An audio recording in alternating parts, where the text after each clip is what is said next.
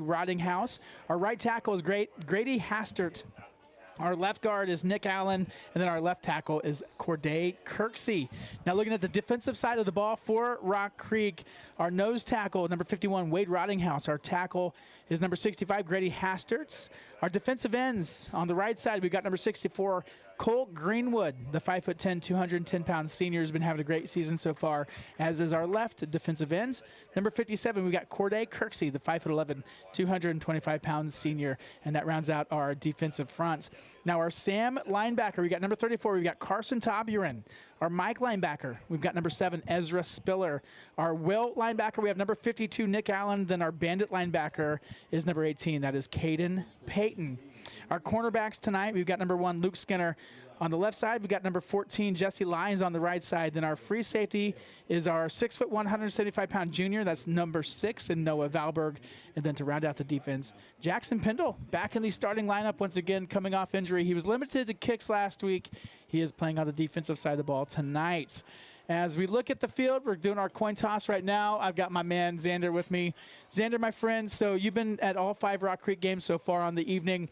What's your thoughts and your feelings going into the Marysville game tonight? For Rock Creek, they're playing the same formation versus Clay Center. So the best keys for them to win tonight is basically do what they did versus Clay Center. Just basically, just playing, like I say, a video game. You're going to have to pick and choose, just like last week versus Clay Center. In the first half, they're a little stingy about, what they were going to do to stop it. But in the second half, you and me both witnessed the greatness from this defense. The defense picked and chose every play that they were going to run, and they successfully stopped it. So if they're going to beat Marysville tonight, they're going to have to do the same thing. I love the offense and defensive line. That's where this team really makes their money, is in the trenches, on the lines. Last week they couldn't get past the defensive line. They couldn't. Clay Center could not establish a run game whatsoever, and it forced them to pass. And as we know, their passing game wasn't that strong. No, the very first pass for Clay Center last week, their quarterback was basically blindside hit. He didn't know it was coming. The nose guard was basically nose tackle, was basically untouched to get to him, and then I think I believe they only threw 4 passes that week last week, and every pass was either sack or interception. There was really no in between. And they were all rolled out to the right. They were all bootleg passes that were just way off the mark, and it was good defensive line pressure that got up to the ball, and that's what made it such a good contest for Rock Creek.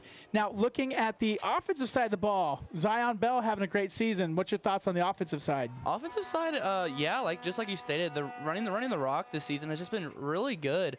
Offensively, when Tate Smith took the reins, the air raid has exploded, probably because Peter Martini got into the scene, really helping to extend the pass. First pass, really for Tate Smith was the Peter Martini, and that was for roughly about 30 yards. Oh, yeah, absolutely. And it was great. I haven't seen Rock Creek throwing the ball this much since my freshman year, so being able to see that go from a run-heavy attack to now a multiverse, it's really exciting. Dude, I look back at the replay. That was a 45-yard touchdown pass. I know. Getting Peter Martini streaking over the left hash, right down the middle, and just hit him right on the money. And that was his first game of the season, because before he was in the student section cheering us on. Yeah, he watched the Wamego game and decided, he's like, you know what, I miss this. I want to play football. So he started playing football again. Yeah, when he entered this offense, the air raid has just exploded. I mean, I've never seen Rock Creek go this explosive in the air since, like I said, my freshman year. So tonight will be another night of whether we'll see what they run. I believe they'll most likely go back to the past, but obviously time will tell. It's a fun team. It's a special season. 5-0 on the season tonight, as it is kickoff time now from the Rock, Flush, Kansas. Jackson Pendle is going to be kicking off for Rock Creek.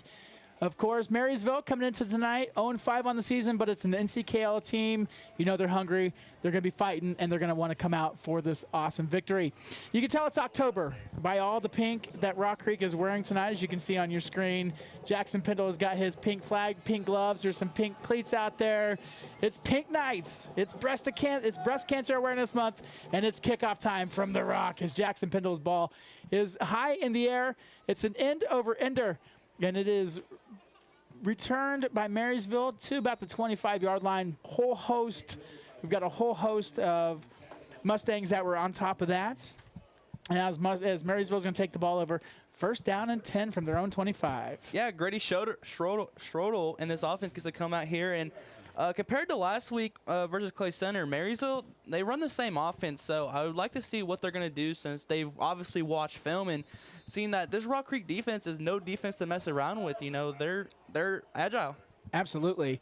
As, like you said, Grady Schradel has the start tonight for Marysville. He's going to fake the handoff. He's going to pitch the ball outside. The ball's going to be pitched outside to number 10. That's Nate Shoddy. Shoddy's going to get taken down and blown up in the backfield as that's brought down by Caden Payton. We're going to have ourselves a slight loss. It's going to bring up 2nd down and 12. One thing we're seeing this game compared to last game is they're bringing the linebackers down a lot more than they did in the first half versus Clay Center. The linebackers kind of like staying up there, you know, kind of just waiting on whether to go. But then that last play, the linebacker was already ready for the shovel pass. Like, he was not waiting for anything. Yeah, they did a pretty good job of selling their fakes last week and staying in position, as we got a lot of similarities. As Schradel's going to take a step back, he's going to be forced out of the pocket. He's going to be ran down. Looks like Wade Ridinghouse is going to be the first one to get there, and it's going to be just a gain of a couple yards, and that's going to bring up a 3rd down and about 8, almost 9 yards for Marysville. Yeah, I really like that going to the pass on the second play of the drive. I mean, compared to what they've been doing all season, that's not known for them to go straight to the pass or second play. So just doing that, if they just keep doing that consistently, it will throw off this Rock Creek defense a lot. Absolutely. So it's the opening possession of the first quarter now for Marysville, as we've got a single receiver to the left. We've got ourselves a wing formation, as Schradel is going to fake the handoff. He's going to keep the ball himself. He's going to go just a couple inches to the north. Nothing's going to pan out, and that's going to bring up a big 4th down for this Marysville defense, or for this Marysville offense. Yeah, Rock Creek not fooled whatsoever. The shovel pass just didn't pull it, and the D-line was just ready to bring him down, and now it's 4th down. So great job there by the Rock Creek defense. As we got Luke Skinner set to receive the punt for Rock Creek. That was a great defensive series, as that's going to be a really short punt. Those are dangerous types of punts. Make sure all your players out of the way. That's definitely going to take a Rock Creek bounce. Rock Creek's going to take over the ball. 1st down and 10 from the Marysville 40. Always good to start the offensive side of the ball on the defensive side of the field. Yeah, Tate Smith and this offense, a very exciting quarterback, come onto this field, and we'll see what he can do on this drive. Last week, threw for 262 yards, and coming up against this Marysville defense, there's nothing very much different compared to Clay Center's defense, so we'll see what they do. As we got 2 receivers to the right, we've got Smith in the backfield. Zion Bell's lined up right behind him. Another high snap, going to hand it off to Zion Bell. Bell's going to get a gain of about a yard just off to the left hash mark. Trying to fight to see what we can do as far as establishing a run game, but 1 yard gained on the first play of the game for the offense. Yeah, if you're Marysville here, this D-line's got to play a big role in stopping this run game. In this first play, they already did that 1 yard. It's very rare to see a D-line stop Bell at only 1 yard, so good job by them. As Smith gets the snap, he's going to roll to the right. He's going to look up the middle. He's going to fire the ball. That's going to be caught by Ethan Tonzer. Tonzer had some big catches last week at Clay Center, getting closer to the sticks, but that's still going to be a few yards out, and it's going to bring up 3rd down now for Rock Creek. Yeah, for Marysville, another big weapon they're going to have to look out for is Martini, as he's 6'1", and that is Tate's almost #1 guy. So if you're Marysville, you got to keep your eye on him too. As Bell's going to take the ball, he's going to have enough for a 1st down plus a few yards.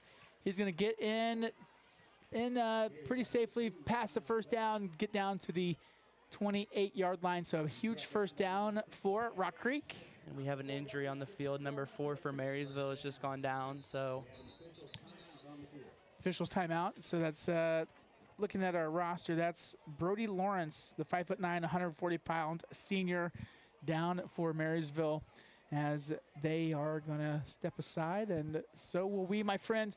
Hope you've had yourself a beautiful week. It was good to call the game with you last week, doing my first game last week, and happy to be back this week. Yeah, definitely. The man, the myth, the legend, Tyler Jackson. I don't know about that. I'm just grateful for the opportunity, but it's great to be back at the Rock. I was talking to Coach Sieben before the game, and it was like, man, the last time I actually even saw a game here was in 2016. Hard to believe. The place hasn't changed at all. The crowd's a little bit bigger than it once was, and And this team is still just as fun to watch as they ever have been. Yeah, so far every game this season, the crowd for Rock Creek, at least at home anyway, has really shown up. Absolutely. As we're coming back to some action, we got Tonzer to the right, Martini to the left, Smith's in the backfield with Bell right behind him. He's going to fake the handoff. He's going to look deep corner. Smith's ball is going to be high up in the air. It's going to be caught by Tonzer. That's going to be caught for a Rock Creek touchdown.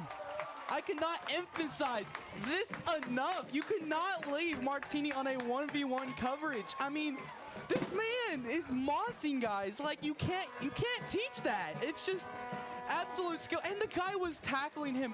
Good job right there by Martini. I mean, like, Tyler, take that. I'm out of words. That was actually Ethan Tonzer that caught that ball. I'm so sorry. Yeah, the 6'3", 170-pound senior. As Cody's dialing up our replay on here, they're figuring out what the flags are going to be. It's most likely going to be on the defense, just based off of the live action that we saw. The defensive back, the corner, had his back turned the whole time. Hopefully that's on the defense. But that was a great catch by Tonzer, nevertheless.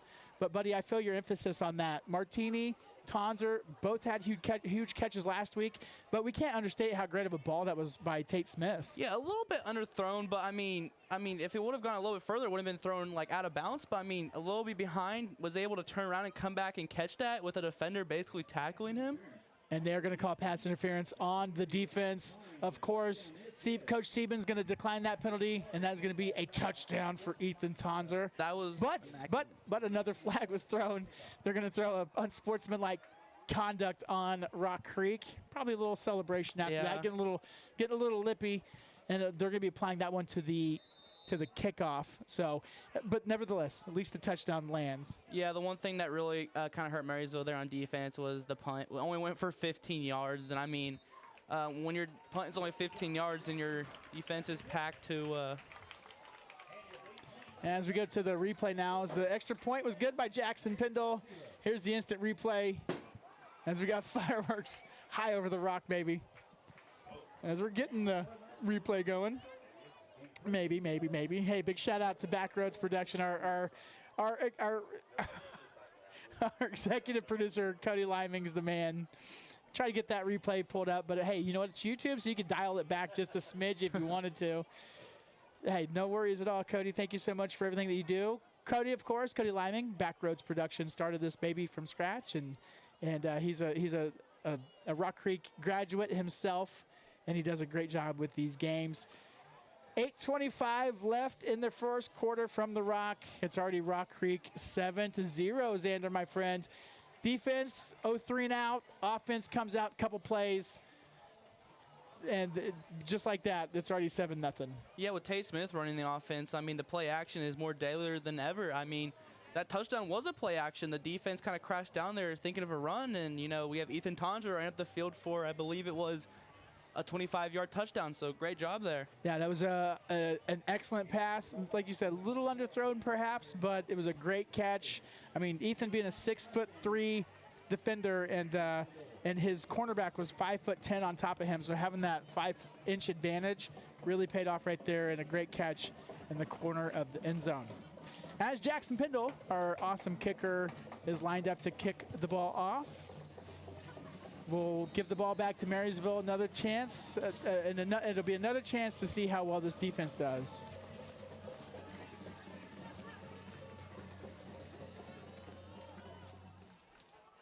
As the kick's a high end over ender, that one's going to go out of bounds, so that's going to be an illegal procedure on Rock Creek. We'll see what Marysville wants to do right here. I could see them re-kicking this.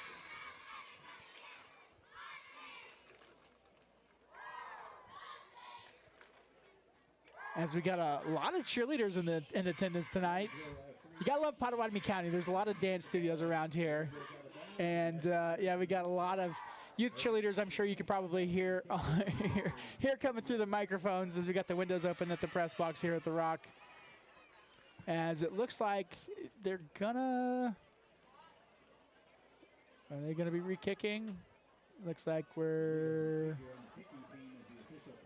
legal procedure. Release the ball at the 50. All right, they're going to get the ball first down to go at the 50-yard line. So another chance to see this Marysville offense, see what they can do, see if they can move the ball on this Rock Creek defense. Yeah, even if they go 3 and out here, I mean, another big thing that's I consider a very important thing is the punt. Last drive, the giving up a touchdown was mostly because of the 15-yard punt. So, as they're going to pitch the ball outside, that's going to be Cam Wetter, the 5'10", 190-pound senior, is going to be taking the ball to the outside. He's only going to get a gain of about 2 yards on the play. Does get into Rock Creek territory, but that brings up second down now for Marysville. Yeah, great job there being able to just pull the ball and give it to your other running back. So great job there, at least just getting a yard. I mean, versus this Rock Creek defense, every yard counts. And so if you want to beat Rock Creek, it's got to be getting yards on every play. Grady Schradel, the quarterback for Marysville, 5'11", 165-pound sophomore, getting the start this week as he's going to hand the ball off. That's going to be going straight up the middle. Going to get a gain of about a yard on the play. So that's going to bring up a third down and a long 7, almost 8 yards now for Marysville. Yeah, I don't know what Grady Schradel's seen there. He might have seen a little gap, but I don't know if you noticed, but his pitch man had a lot of space to go if he would have pitched that ball out there. So he did. This Rock Creek's defense might have been able to fill that gap pretty fast. So I think maybe that's why he pulled the ball back. But nevertheless, it does bring up third down and 8 for Marysville. As he's got, that's going to be Wetter in motion. Schrader's going to take the ball himself. He's going to hang on to it. He's going to lose yardage on that one. He's going to lose 4 yards, a yard behind the original line of scrimmage. That's going to bring up fourth down and 11 as Ezra Spiller, the 6', 220-pound senior, came through and made a huge tackle on that play. Yeah, I don't really know if it would have mattered even if he slipped down there, but yeah, it's kind of a little unfortunate that he slipped down there, but also great job by Spiller, just ready to be there. As we've got our punt team in position. Ooh, that one was almost blocked. As the ball is going to roll. Luke Skinner just kind of letting that ball roll. Probably pretty smart to let it do. As 6:26 left here in the first quarter. Rock Creek gets the ball once again with a 7-0 lead. Tate Smith in this offense gets to come back out here and obviously, as every offense is to do, score a touchdown. So we'll see what they do on this drive. Absolutely. So far, the first offensive drive of the game worked out pretty well for Rock Creek as we've got trips to the right. Smith is in shotgun. He's got Zion Bell directly behind him. Takes a hard count. They all look over to the sideline, see if there's any audibles. As it looks like there might be one of Zion Bell's now even with Smith in the backfield. As he gets the handoff, Bell's going to take that one straight up the middle. Getting a couple yards after contact on that play. All in all, really good rush. Those are the types of rushes that Zion Bell's held all season. That's why he's been averaging nearly 7, almost 8 yards per carry. As they hurry back up, getting to the offensive line. We got trips to the right. Smith is going to hand the ball off or he's going to fake the handoff to Bell once again. He's going to look out. That's going to be Luke Skinner taking that. Pretty close to the sticks. He's about 2 yards short. As we got the far side, side judge was a couple yards ahead. He couldn't, I don't think, see through the traffic.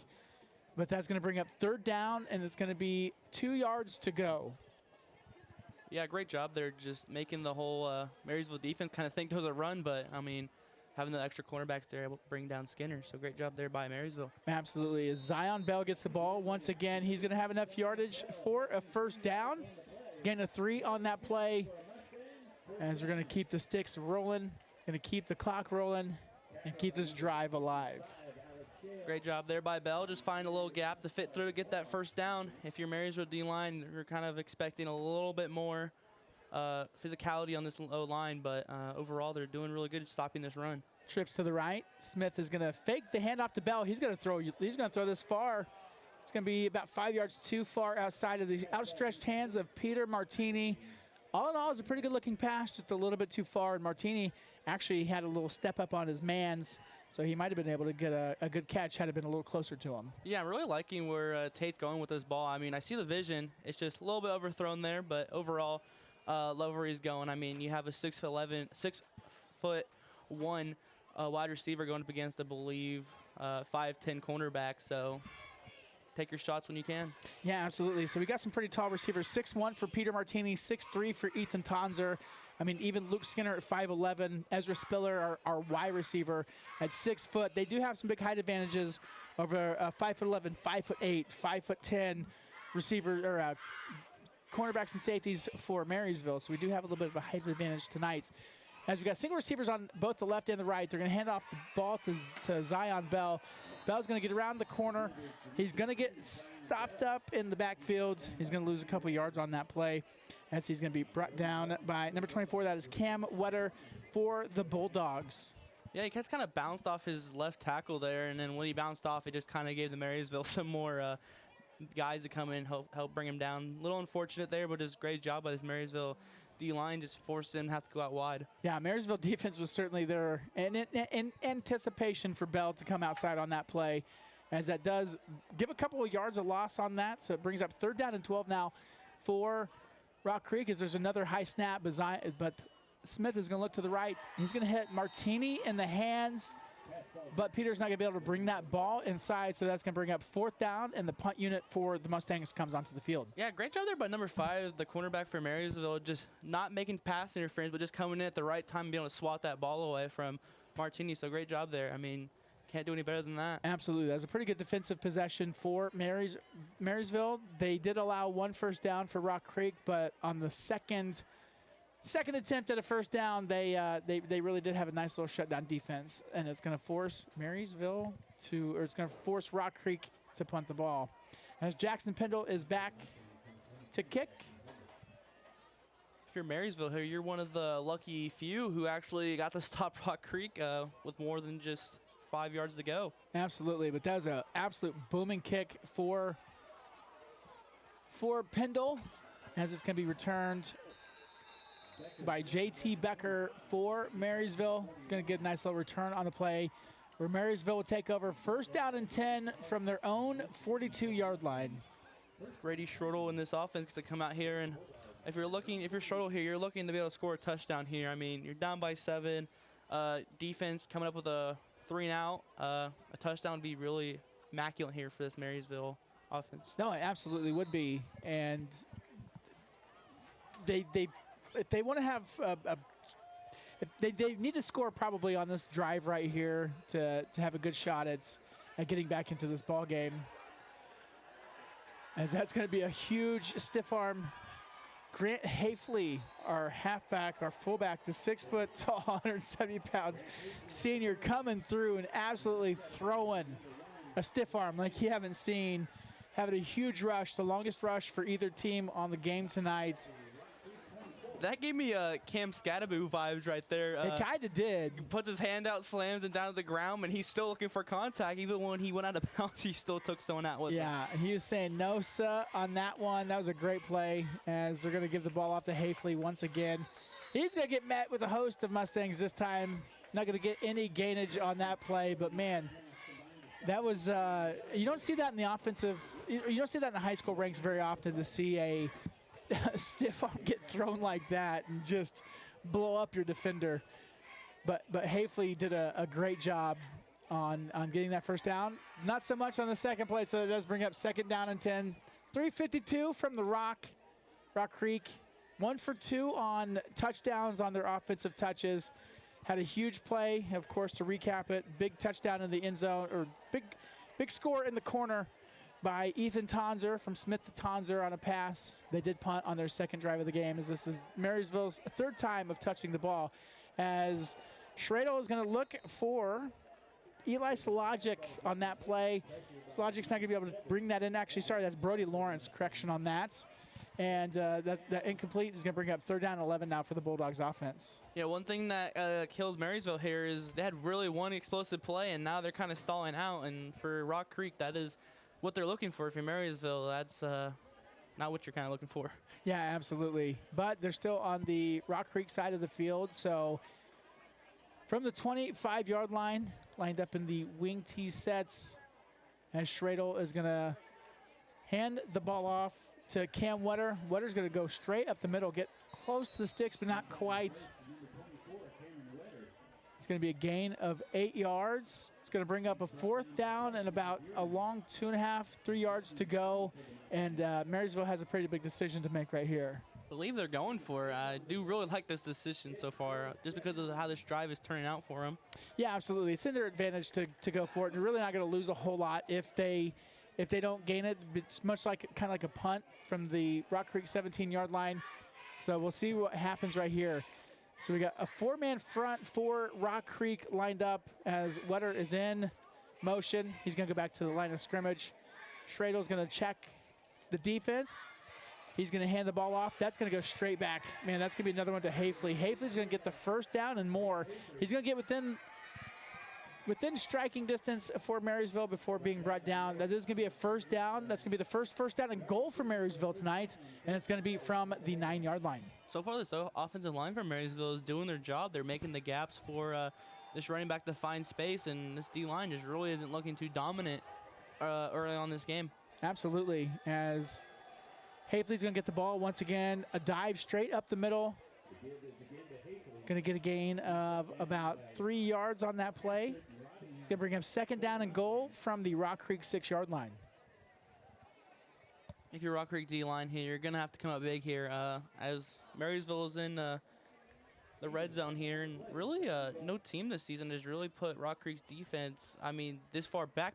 Besides the Marysville game, not Marysville game, Abilene game, sorry. Yeah. Where they actually kind of had a fight, but tonight Marysville is really testing this D-line's ability. You know, honestly, it's a good test. It's a good strength test. It's a tensile test, if you will. We're strengthening some metal right here is what we're doing. We'll see how they respond on here. Hopefully it's a bend, not break situation as Hafley gets the ball once again. Another dive straight up the middle. He's going to get a gain of a few yards on the play. It's going to bring up 3rd down, and it's going to be a 3rd down and about 3.5, 4-yard line. 3 to 4 yards to go. Yeah, another big gap there by Marysville's offensive line, just being able to have the running back find the gap and take it for about a couple yards there. And now they're roughly about 3 yards out of the end zone. So if you're Rock Creek here, you got to find a way. Just a minute left in the 1st quarter from the Rock. 7-0. The Mustangs do have the advantage, but Marysville is threatening as Wetter is in motion. They're going to hand the ball off to Hafley. They're signaling touchdown, and that is going to be an official Marysville touchdown. Grant Hafley, the 6-foot, 170-pound halfback, getting in on that as we do apologize. We're having a few technical difficulties with our instant replay system. You know, you can blame the replay officials in New York City. They're doing our instant replay tonight. Things are happening, but hey, it's okay. We don't need to replay that one. If you're watching this on YouTube, you can just rewind it real fast and then catch back up live. A little pro tip for you. But yeah, Marysville scored. 50 seconds left here in the 1st quarter as the extra point is up on the way, and we are tied up from the Rock. Almost was blocked there. Fortunately for Marysville, able to get that ball off, but almost got there. If you're Rock Creek here, you're probably looking to score on this upcoming drive. So, as we do want to give a big shout out to our 1st quarter sponsor. Big thank you to we've got Rockin' K's. Rockin' K's, of course. If you're looking for something legendary, head to Rockin' K's right next to Bill Snyder Family Stadium in Manhattan. We're serving up crowd favorites like brisket nachos, Asian wraps, juicy burgers, and fresh, crave-worthy salads. And if you're planning a party, our event spaces are perfect for birthdays, holiday bashes, and corporate mixers. So whether you're tailgating or celebrating, Rockin' K's brings the flavor and fun. Rockin' K's by the Bill. Find them online at eatingmhk.com. And also check out their sister stores. We got Kites Bar and Grill in the heart of Aggieville since 1954. And Mr. K's Cafe and Bar on the west side, serving up unique flatbreads and home of the world-famous cookie bakes. And I know with K-State hosting TCU at homecoming tomorrow, Rockin' K's is certainly going to be rocking. Have you had Rockin' K's yet? No, not yet. I haven't gotten there yet. Dude, it is a shame. Their birria tacos are fire, man. Their brisket nachos are great. It's my favorite place to go actually before a basketball game is go to Rockin' K's. Their food's always fantastic. And, of course, their service is wonderful. I can't say enough good things about Rockin' K's. 50 seconds left from the Rock. We've got Zion Bell and set to receive. We got Zion Bell deep, and we also have Luke Skinner as well, as it's going to be an end over an ender. It's going to be taken by Skinner. Skinner's going to run parallel at the 20-yard line. He's going to get up a little bit before being met by a few different Bulldogs. He's going to get taken down pretty hard. Feels like Marysville has the momentum right now, my friend. Yeah, it seems to do. They scored on the last drive, and now based off of this kickoff, the momentum really is kind of shifting. If you're Rock Creek here, you're really going to want to shut that down and have the momentum kind of shift back towards their side. Absolutely. Thankfully, the offense has been playing pretty well. Of course, the first drive scored a touchdown. Second drive stalled out after just one first down. But here's a new drive. We got trips to the right. Smith in shotgun. He's going to pitch it off to Zion Bell. Bell's going to throw his arm out, going to get taken down by the legs. Gain of about, looks like a gain of about 4. It's going to bring up second down and 6 to go as this clock keeps on marching on as we get closer and closer to the end of the first quarter. Yeah, great job there from the wide receivers, just kind of setting the edge and be able to get Bell to get a couple yards there. So if you're Rock Creek, you just kind of want to keep this momentum moving. Absolutely. 17 seconds left on the clock as we got trips to the right. No receivers to the left. Smith is going to be in shotgun. He's going to hand the ball straight up to Bell. Bell's going to come off the left hash mark. He's going to get enough for a first down plus some yardage. Zion Bell, just another signature run like he's been doing all season. Dive straight up the middle, off the left hash, get the first down, and keep on running once you make your first initial contact. Yeah, you couldn't ask more from Bell. I mean, he's the guy you go to on third down and longs. As that brings up the end of the first quarter from the Rock in Flush, America, as we're all tied up in this NCKL matchup. It's 7-7, Rock Creek and Marysville tied up as we take a quick commercial break from our sponsors.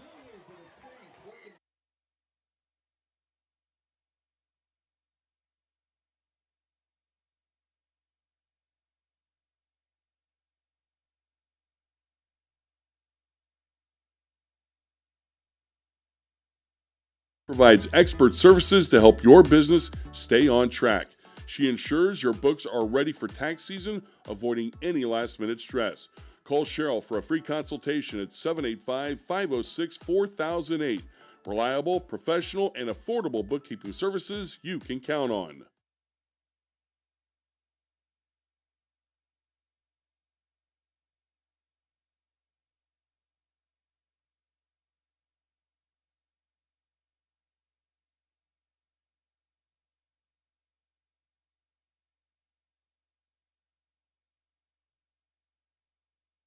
Welcome back at the start of the second quarter from the Rock. As Zion Bell is going to get the ball, he's going to run it straight up the middle.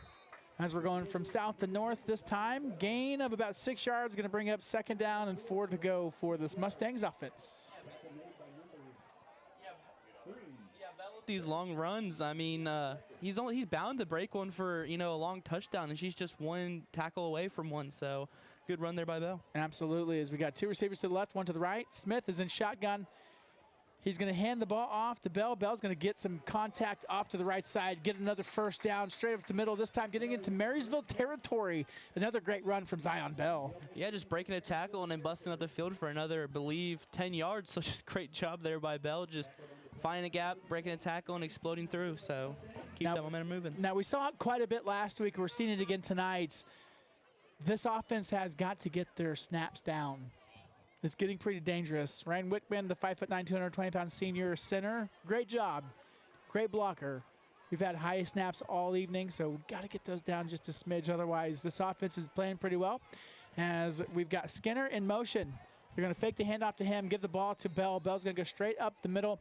Gain of about 4 yards, bring up second down to go for this Mustangs offense. Yeah, talking about those high snaps, they really don't want to have a situation like they did versus Abilene. Abilene, they had two fumbles by the center. Just the ball was just snapped really high, and the ball fell back about 10 yards. And then last snap, this drive, the ball was still pretty high, so Tate Smith really having to jump for it. But just to keep these incidents from happening, the snap has to be a little bit lower. Absolutely. As the drive rolls on, we got 2 receivers to the left. Smith is in shotgun. He's got Bell right behind him. He's going to take the snap. He's going to hand off to Bell. Bell's got some good momentum coming up to the right side. He's going to have some initial contact right close to the sticks. He's going to bounce around. He's going to get past that. It's going to be another first down for Rock Creek. A great job there after being tackled, just lunging forward to get that first down. I mean, for all running backs, I mean, that should be something they should be taught. I mean, even if you're tackled, you should always lunge for some more yards, and he did that just right there. So good job by Bell. As we got two receivers to the left, Skinner almost moved out of the way on that one. As he's going to take this, he's going to take the pass. He's going to break a tackle. He's got space. He's got speed. He's going to get up to the 10-yard line, cut it back. He's going to get brought down, but it is going to be a first down and goal to go for this Mustangs offense. As of course, we're now in the red zone once again, and tonight's the Mustangs being in the red zone, just like closing in on the goal line. Bill Disberger at Crossroads Real Estate and Auction will help you cross the finish line on your next property deal. Trust experience, trust results. Call Bill Disberger today. As Smith gets the snap, hands it off to Zion Bell. Bell is going to get within 5-yard lines of the end zone to the 4, and it's going to be second down and goal to go for Rock Creek. Yeah, going back to the last play, I don't know if there's an actual same, but speed kills. I mean, Bell had 3 guys basically on him, and that one gap just zoomed right up the middle and broke it for another 20-yard game. So, I mean, can't be taught. Absolutely, baby. That's what speed do, for sure. As another high snap, but Smith brings it down, throws it in the corner of the end zone. That's going to be caught by Peter Martini for a Rock Creek Mustang touchdown. Yeah, great job there. I mean, he was mossed. I mean, this ball was just perfectly placed where both guys could fight for it, but hands just got on ball and grabbed it. I mean, can't be any better than that. Either corner, man, if you're going to be looking for Tonzer, if you're going to be looking for Martini, big touchdown grabs. And you know what? We're so happy Peter Martini decided to come back out for football after the Wamego game. He was sitting in the student section, like you're saying. He was like, you know what? I really miss this. Let's go play some ball. And in 2 games back, he's had a couple of great touchdown catches, and that was pretty from the corner of the end zone. 2 touchdown scores, both by a mossing wide receiver. Absolutely. And, of course, touchdown Mustangs, baby. And that touchdown is brought to you by Faith Furniture in Manhattan. At Faith Furniture, you got to have faith. From the Rock, 8:53 left in the second quarter. The Mustangs are up 14-7. And my friend, looking at the scoreboard so far, looking at the rest of the NCKL, we've got Abilene taking on Augusta tonight. At the end of the first quarter, it is tied 0-0. At the end of 1, we got Wamego 7, Chapman 0. We do have Rock Creek and Marysville in the first quarter. Maybe I should have read this before I start reading it out loud. Of course, this is the game that we're actually doing. And by the way, I have a score update on that. It is 14-7 now. Rock Creek leads with 8:53 in the second quarter. And then looking at Clay Center Concordia at the end of the first, Clay Center's up 14-6 over Concordia. So far, a pretty good game for the Mustangs. 3 offensive possessions, 2 touchdowns. Yeah, offensively, it really hasn't been sloppy. It's just defensively, it's just they're still playing a trickery game. They're just kind of having to pick and choose on where they want to go. And it doesn't really help when Marysville is introducing the passing offense, which they didn't really see versus Clay Center. So they're playing 4 different types of ways of stopping Marysville. So if they're going to want to beat Marysville today, they're going to have to kind of find a way to move around with that.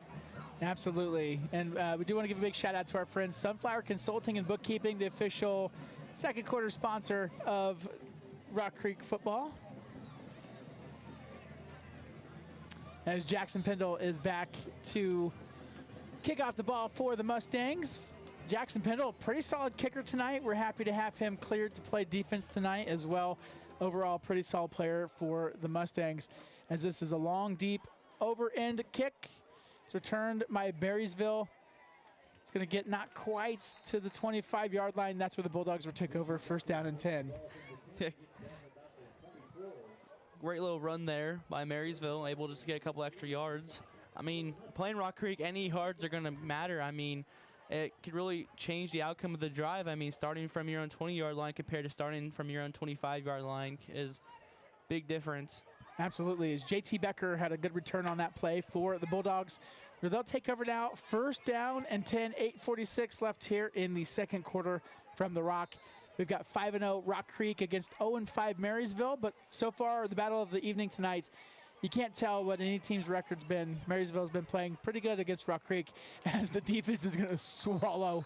He's going to get Grant Hafley had some big runs in the first couple of drives for Marysville. Is going to get swallowed up and big loss on the play right there for the Bulldogs. Yeah, Ezra Spiller just shot up through the gap and made first contact with the running back, and he didn't fall down right away, but he just was so kind of stunned, and then you have the defensive line just able to get in there and bring him down. So great job there by Spiller, just finding a gap and taking it. Yeah, that was a great defensive call, great blitz called by Rock Creek. As it's 2nd down and 13 to go now for Marysville. As we've got Cam Wetter in motion once again, but there's going to be some movements. That is going to be looks like an early indication of a false start on Marysville. And it's going to be a dead ball. A legal procedure. False starts on the Bulldogs. That's going to back them up another 5 yards. So that's going to bring up 2nd down and 18 to go. Yeah, when you have guy motioning, I mean, it really kind of ups the amps of the odds of having a false start, just because, you don't really know what's kind of happening. So absolutely. As Schrader's going to take the ball, he's going to roll out to the right. He's going to throw the ball and try to get it to Grant Hafley. It's going to fall incomplete, and it's going to bring up a long 3rd down now to go for the Bulldogs. I actually kind of like that play there. I mean, safeties are being brought down to almost linebacker level. So if you're Marysville seeing this early, you might want to start taking some shots here, because last week versus Clay Center, Rock Creek seen that, and one of their longest passing plays, I mean, was very evident because of no safety help. Yeah, absolutely. Great observation there, Xander. As we'll see 3rd down and 18 to go now for the Bulldogs. These types of offenses, just like we saw against Clay Center last week, just aren't built to move the ball fast and get big chunks of yardage at once. Yeah, they're not made for 3rd down and 18. They're more made for 1st down 10s, and then by the time they get up to 3rd down, they're pretty much within 1 run. Absolutely. As Schradel's going to keep the ball himself, he's not going to get any gains on that play whatsoever. As Nick Allen made his way through, got a huge tackle. We've had so far a pretty good defensive effort from Corday Kirksley, Nick Allen getting in there and making some big tackles for Rock Creek, as that's going to bring up a 4th down and long now, as we've got Luke Skinner set to receive this punt for the Mustangs. Yeah, one thing that's really significant about this Rock Creek defense is last drive, their backs against the goal line and let up a touchdown. Then this drive, they're coming out here and, only letting them go 3 and out. As Luke Skinner is going to take the ball, he's going to muff it. Thankfully, he's going to be able to get back on it. And that's where Rock Creek is going to take over 1st down and 10, basically right on the 50-yard line. A little scary there from Skinner, just not being able to fully grasp that ball, but luckily was able to fall on it, so great job there. Absolutely, absolutely. So we've seen so far 3 offensive possessions for Rock Creek. The first one was a touchdown to Ethan Tonzer. The second one was a punt, but then the 3rd time was a touchdown catch in the quarter from Peter Martini. So both of our big, tall receivers getting some action as we are now 1st down and 10. We got trips to the right. Tate Smith is in shotgun. He's got Zion Bell standing just to his side, and Peter Martini is the lone receiver on the left side. Smith's going to clap his hands. He's going to get the ball. He's going to immediately roll to the right. He's got some protection in front of him in Zion Bell. He's going to look down the field. He's going to find Brody Clark.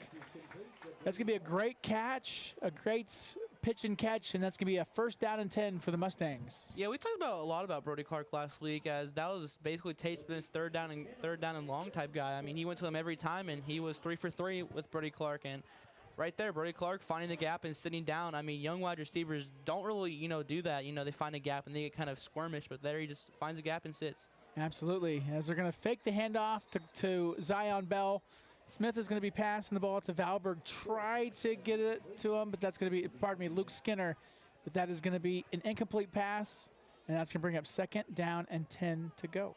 Yeah, Tate Smith had some pressure coming up in his face, and when getting that ball, it kind of just a little bit led the ball a little too much, and that was unfortunate there. But 2nd down and goal. 2nd down and long.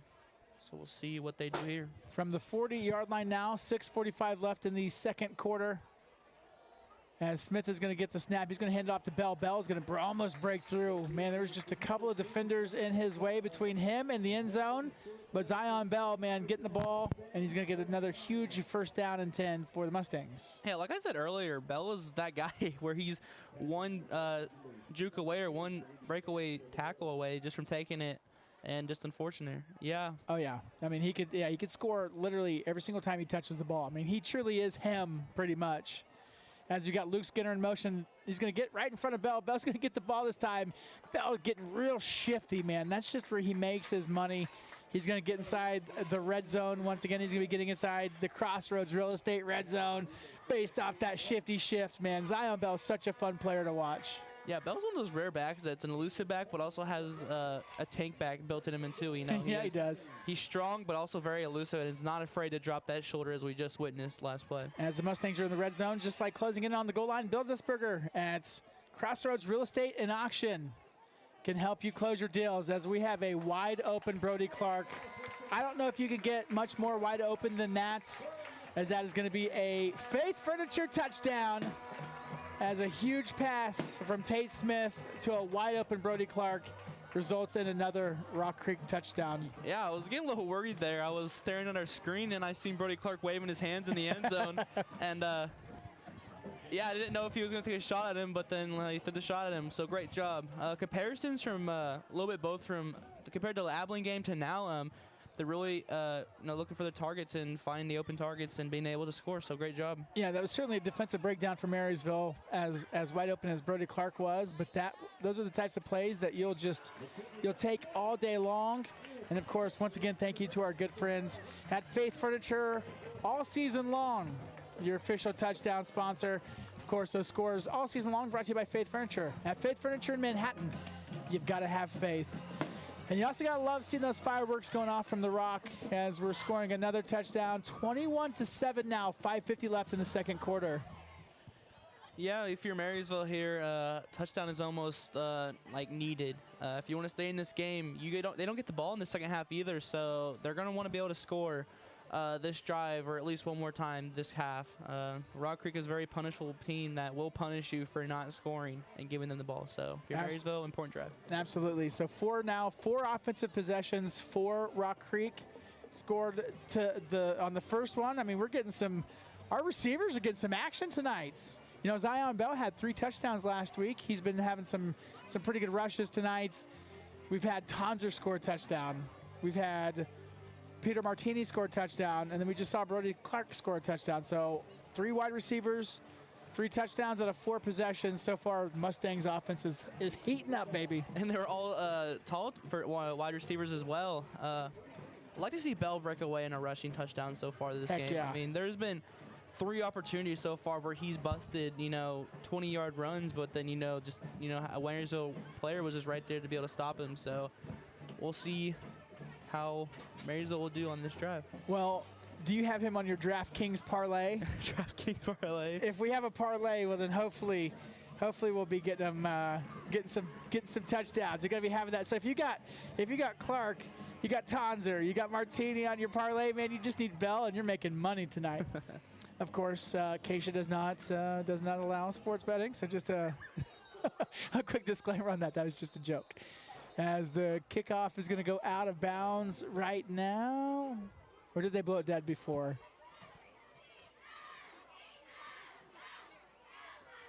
Trying to figure out what's going down on the field, but nevertheless, here we go. So we got a dead ball. That is going to be an offsides on the kicking team. They're going to be re-kicking the ball.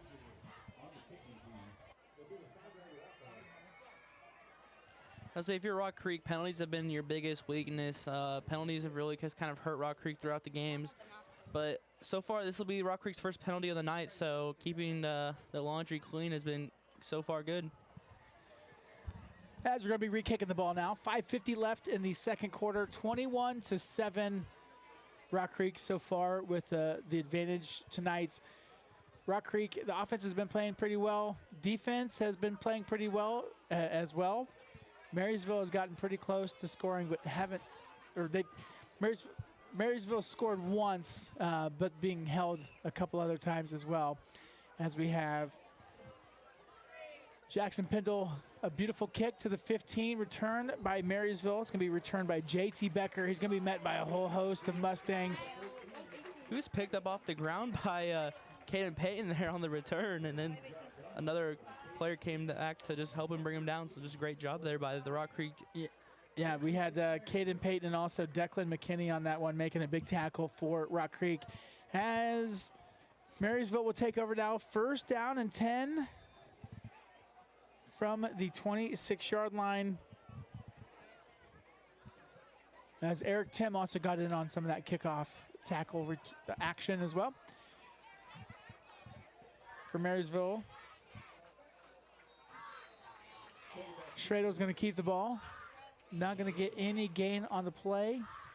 He almost handed the ball off, but didn't quite. He wanted to give the ball to Hafley, but kept the ball himself. Doesn't gain anything on the play, and that brings up 2nd down and 10. Yeah, I do like him keeping the ball there. I mean, his running back was already smothered before you could even hand the ball off, so just great job there by pulling it. But just unfortunate, I mean, this Rock Creek D-line smelt it out and just already tackled both of them at once, so it's really hard for the quarterback to kind of pitch that out there, but great job by this Rock Creek D-line, not fooled. Absolutely. As we're going to have a receiver out on each side, as we're going to get the ball from Schradel. He's going to hand the ball off to Hafley. Hafley's going to get a couple yards straight up the middle. It's going to bring up 3rd down and 10 to go from their own 30-yard line, as Nick Allen, the 6', 190-pound senior, the will linebacker for the Mustangs, made the tackle on that play. If you're Rock Creek, this is what you're kind of wanting here, is making it 3rd down and long, so it's almost guaranteed that Marysville kind of has to pass here, but just like Clay Center, I mean, it was 3rd down and long and they still didn't pass, so if you're Rock Creek, you're really not stunned.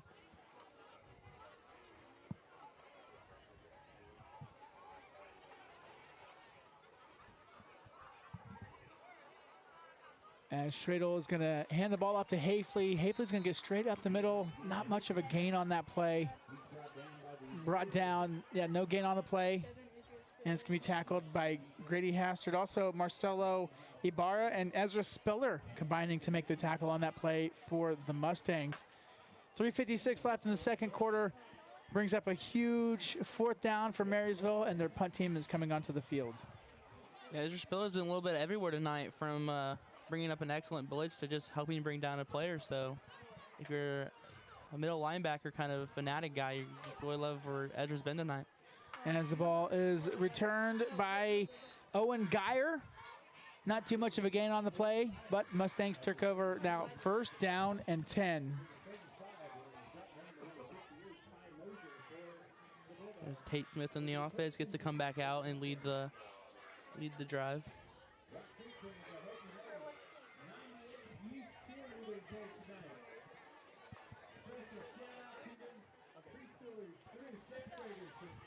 As Rock Creek's taking over the ball now, 1st down and 10 to go.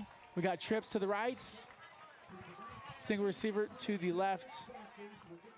Smith is going to be in the shotgun. He's going to drop back to pass. He's going to scan the field. He's going to look to the right. He's going to throw the ball intended for Pendle, not quite able to make the pitch and catch. It's going to fall incomplete and bring up 2nd down and 10 for the Mustangs offense. Yeah, just a little unfortunate there that the ball was kind of thrown out of bounds, but I really like where he was headed. I mean, there was a pretty huge gap that he could have gotten it to. Just a little unfortunate the ball was a little bit overthrown. 3:25 left, 3:26 correction here in the 2nd quarter. So far, Rock Creek's up 21-7. We've talked about it all night, but very, very similar offenses to what we saw last week at Clay Center. As Smith is going to fake the handoff to Bell. He's going to look outside. That's going to be a great catch. That's going to be Luke Smith. Luke Smith had some good action last week against Clay Center. He's going to catch the pass on that. He's going to get a gain of nearly 20 yards in the 1st down for the Mustangs. Yeah, Luke Smith is a really explosive guy. I mean, starts out just basically not even moving to accelerating and getting up there within speed. So.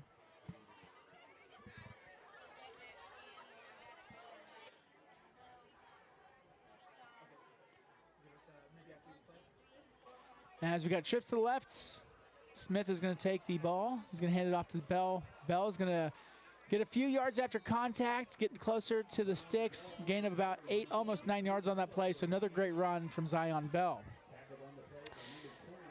As we've got the shortstop, Bandit Brain Teaser. So this game's Bandit Brain Teaser is brought to you by Shortstop. No matter where you're going or how long it takes you to get there, you'll always have time for a shortstop. So tonight's question, Marysville Bulldogs mascot honors a famous local dog from the early 1900s. What was his name? What was the name for the Marysville Bulldog? I'm pretty curious to hear this myself. Of course, that's the shortstop Bandit Brain Teaser. We'll have your answer coming up right after halftime.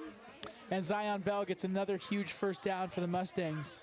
Yeah, Tate looked around and couldn't really find anyone, and just took the check down to Bell, and Bell got the first down. If you're Tate there, that's a really successful play. So, as we got three receivers to the left, Smith is going to get the ball from shotgun, roll out to his left. He's going to look left. He's going to throw from his weak. He's going to throw on the run. He's going to find Luke Smith. Going to get a gain of about 3, almost 4 yards on that play. And that was for what that was worth, throwing off your back foot, that was a pretty good pass from Tate Smith. Yeah, it's a little unfortunate there that he got out of bounds. I assume on this drive, Rock Creek's kind of just drained as much clock as they can, and with Smith kind of being drug out of bounds, it kind of kills your drive, kills the clock. We got trips to the left.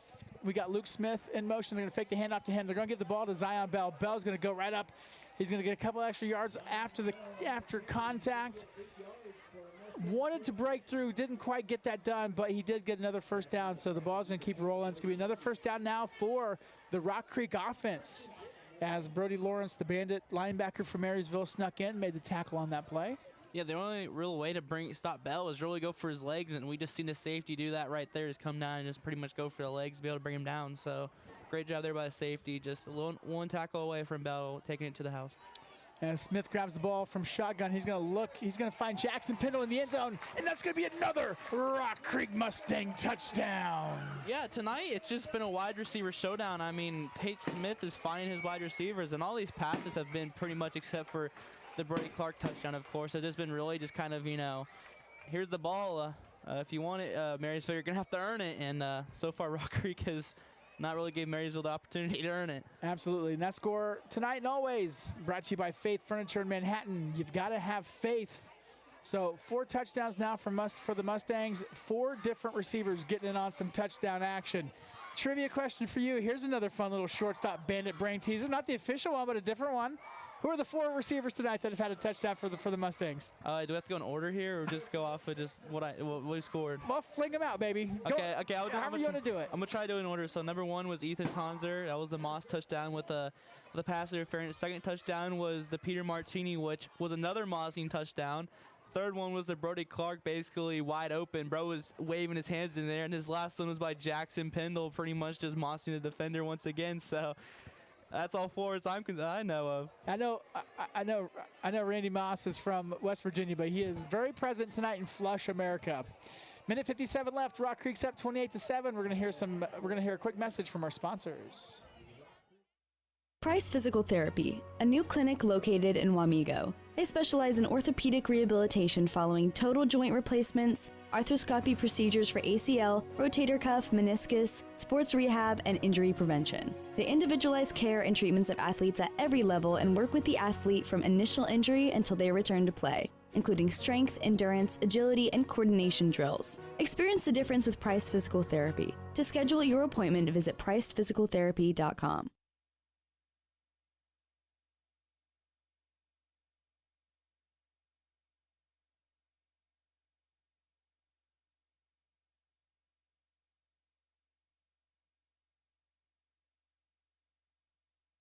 Welcome back to Rock.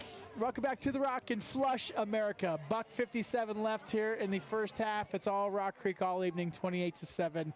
As Jackson Pindle, the man of the hour, just scored a touchdown as receiver just booted the ball out of bounds. That's going to be a touchback, first down and 10 for the Bulldogs. Here, Marysville here, minute 57. Very likable to be able to score a touchdown here. I mean, they might have to switch up their game plan here, as their offense is really only made for, taking up clock, but I mean, down by 21, I mean, you kind of want to keep the clock pretty high just so you have more opportunities to score. This is the offense for Marysville here, just we've talked about this a couple times tonight. We talked about it certainly last week at Clay Center. They're just not built to score quickly. Definitely not. I mean, even with the safeties coming down for Rock Creek, they just really haven't been able to take the deep shots just because of how dominant this D-line has been. As they're going to fake the handoff, Schrader's going to take the ball straight up the middle, going to get a gain of about 3 yards. Clock's going to keep on rolling, and it's going to be second down now for the Bulldogs. Yeah, that's what's so weird about this day and age for high school sports. As I was told multiple times, like, back in the older days, running the ball was, pretty much the theme. But nowadays, I mean, running the ball just kind of chews the clock up. And when you're down by 21, it's just not very likable for someone, for this type of offense to be able to come back. So, as it's going to bring up, we got 80 seconds left here in the first half. As we've got Schradel under center. Going to hand the ball off to Hafley. Hafley's going to get a few yards to the outside. Correction, that's Eli Salajic on the carry on that one. No, that's Grady Schradel. He kept the ball himself. It was an option play. Kept the ball himself. A couple yards to the outside. Brings up third down and 5 yards to go now for the Bulldogs. If you're Marysville, you might want to start tapping into your 3 timeouts you still have. Clock still running. 45 seconds. Third down and 5. At this point, it kind of looks like Marysville is just kind of want to take it to the locker room and go regroup here at halftime.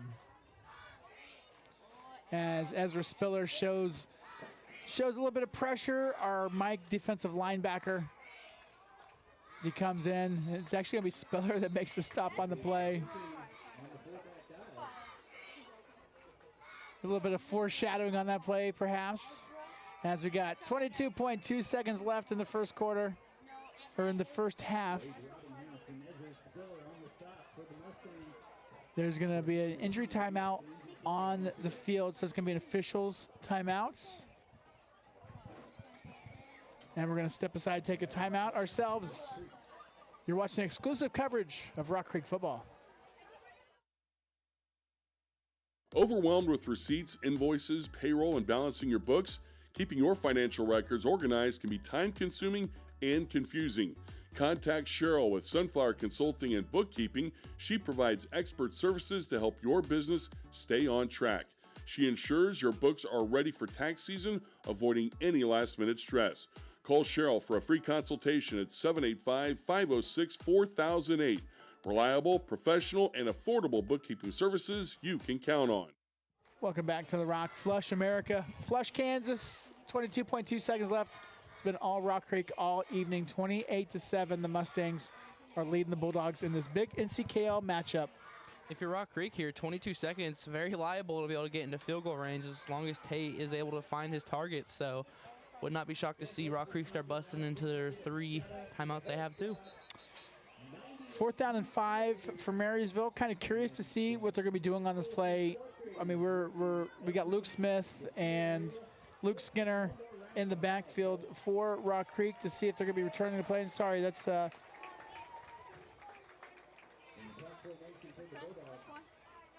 Pinnock in the backfield.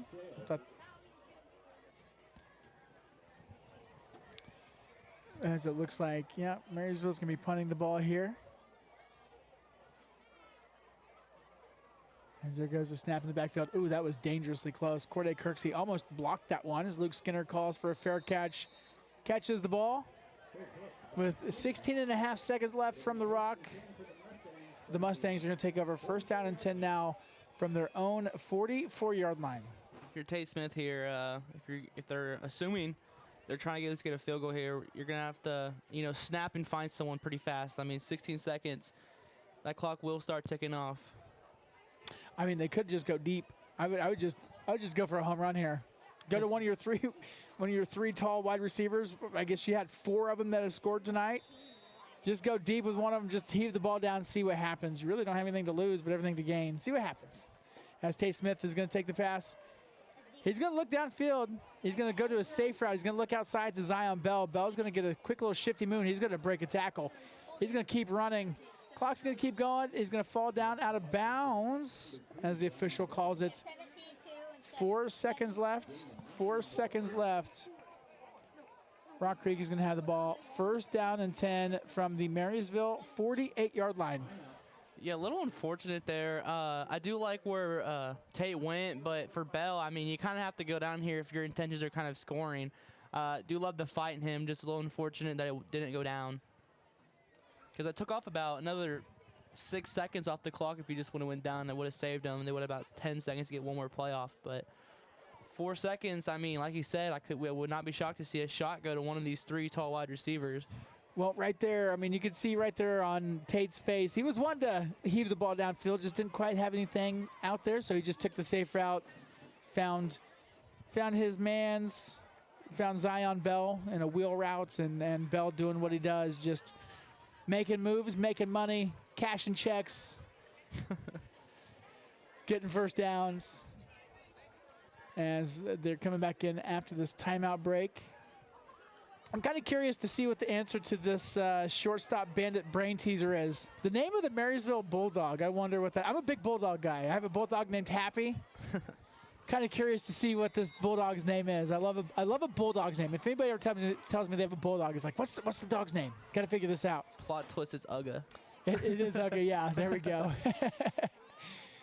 As we're going to have prevent defense now from Marysville. They're deep back all the way down to the 20-yard line. As Tate Smith is going to be looking at the sideline. We've got quads to the right. Peter Martini on it by himself to the left. Smith is going to look. He's going to look at Martini. Martini's going to get the ball. He's going to step out of bounds. 0.3 of a second. 0.3 of a second. I mean, if that clock operator would have been horsing around just a little bit, he would have been able to shut that clock off. They would have rang the bell and probably went off to halftime. But instead, the Mustangs have another shot, another opportunity to take the ball down the field. But before they do that, they are going to call another timeout. Believe we'll possibly see a long field goal here. This will be Jackson Pendle's, I believe, will career long. It'd be a 57-yard attempt. I don't know if they're going to be attempting a field goal on this play. I'd love to see it. I'd love to see it. I would too. I mean, yeah, he does indeed have the leg for it. It's just, does he have the accuracy? That's what we should be asking. Do you think he could hit a 57-yarder? I do believe so. He definitely could. It's just, does he have the accuracy to do it? I mean, versus what we've seen on his field goal, his extra point attempts, he has the leg to get it in there. It's just, can he get it far and, right in between the 2 posts? So, if he could hit a 57-yarder, you might as well sign him to any college he wants to go to. Yeah. Yeah. Yeah, if he does, I'll do a backflip. Yeah. I mean that's something like the odds of I would pay good money to see you do a backflip. Yeah, I would too. Yeah. I would snap my neck. Well, we don't have to get morbid with it, but it'd be pretty fun to watch. All right, 0.3 of a second left here in the first half. From the 40-yard line, we've got Tate Smith in the backfield. We got quads to the right. We got Jackson Pendle, the lone receiver, lined up to the left. Let's see if they just heave the ball towards the goal line, if they do a little Hail Mary play here, if they just kind of take the safe routes. Rock Creek, I mean, most offenses would have taken the kneel and already gone to the halftime, but at least Rock Creek right here is being pretty aggressive to see if they can't get a few more points on the board before they head to halftime. And we'll see what happens right here. You can see some lateral attempts here. I mean, everything's possible. As I think the ref is looking at the clock. He's looking at the clock. It shows a minute. Now it shows 13 seconds. They're trying to get it reset towards 0.3 of a second.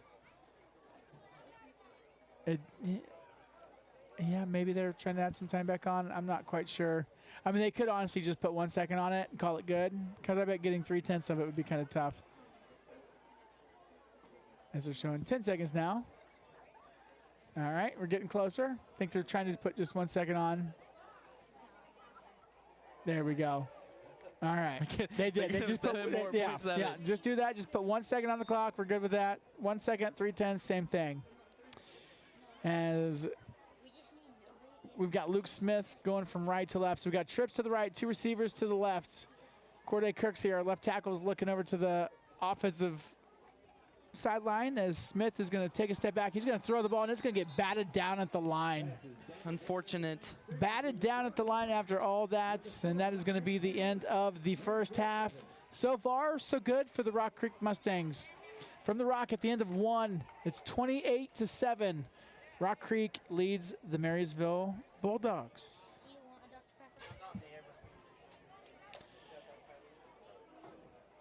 As so far, so good for Rock Creek. We do want to give a big shout out to our presenting sponsor, our Backroads Broadcasting presenting sponsor. Give a big shout out to Rampage Academy. They're a proud sponsor of the Rock Creek Mustangs. Located in St. George, the Rampage Academy is committed to helping both athletes and adults reach their full potential.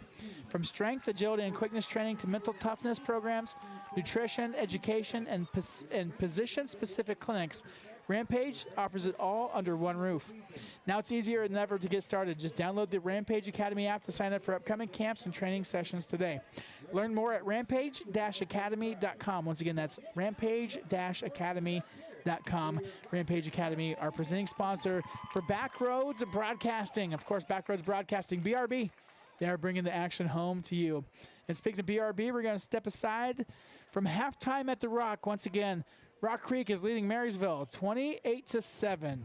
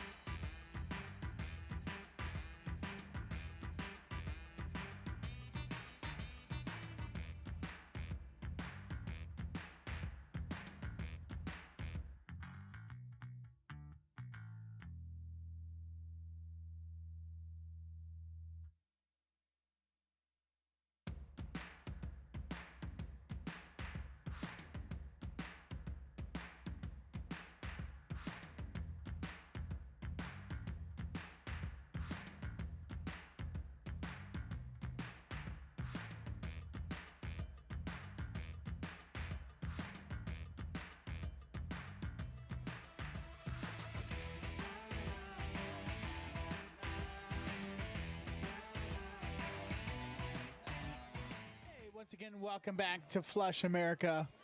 Under a minute left on the halftime clock. So far this ball game, it's been all Rock Creek over Marysville. 28-7 is the score. We do want to give a big shout out to Rampage Academy. They're the proud sponsor of the Rock Creek Mustangs and also the proud sponsor of Backroads Broadcasting, located in St. George, Kansas.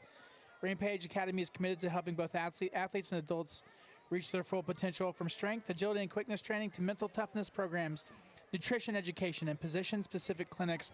Rampage offers it all under one roof.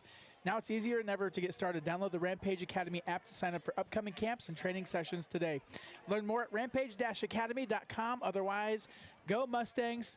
I'm Tyler Jackson, joined alongside Mr. Xander Dick. My friends, all Mustangs all night, baby. Yeah, indeed. Mustangs have just really been dominant on offense, and then besides the one drive on defense, I mean, it's all Mustangs.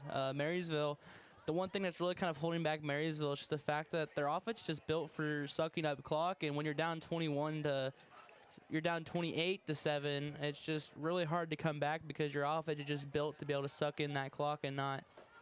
In other words, the offense is not a very forgiving offense. That's what I should put it as. Absolutely. It was like Clay Center last week. It's hard to move the ball quick and as fast as they sometimes need it to. And for Rock Creek tonight, we've had 4 different wide receivers not only touch the ball, but also get touchdowns. All right, another trivia question. Who was it? Name the 4 receivers that have had touchdowns tonight for the Mustangs. We got Ethan Tonzer, Peter Martini, Brody Clark, and Jackson Pendle. Right on the money, baby. Yeah, so in order even. I was going to give you a shout-out for that one. And good news for Mustang Nation is we actually get the ball first to start off the second half. So Rock Creek's 5-0 on the season tonight. Marysville's 0-5. It's kind of it's kind of becoming apparent as at the end of this first half. Yeah, including since Rock Creek gets the ball, Marysville doesn't really have the opportunity to hopefully end up scoring on the very first, drive on the game. But yeah, with Rock Creek getting the ball, it could help really extend Rock Creek's lead. But for Marysville, that's kind of unfortunate. Absolutely, as Luke Smith is going to be the returner on that kick, where Rock Creek's going to take it over first down and 10. And our quarterback, Tate Smith, having a second start of the season, his first one last week against Clay Center. At 6 foot, 170 pounds, the sophomore. So far, he's been having a pretty good start once again. Yeah, I would not be surprised on this second half, just of Rock Creek kind of running the ball like a lot more than they were in the first half, just because they're up by 21 and there's really no reason to be able to, take deep shots, early. And Zion Bell is going to get the ball out of shotgun. He's going to get a gain of nearly 15 yards on that play.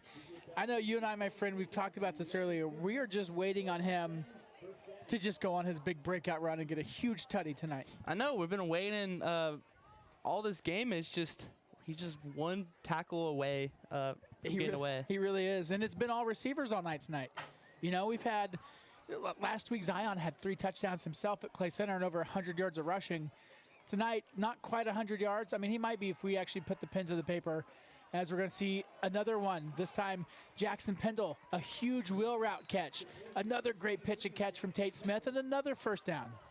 Yeah, what's unfortunate there about the wheel route is the linebacker basically followed him, and if you're a middle linebacker, you don't want to do that because the wheel route is designed for the middle linebacker to follow you because they think you're just going to be a sit down at a check down, but in reality you're just cutting up the field and you have already had that speed while the middle linebacker is just kind of sitting there just moving his legs. But great job there by Pendle. Yep.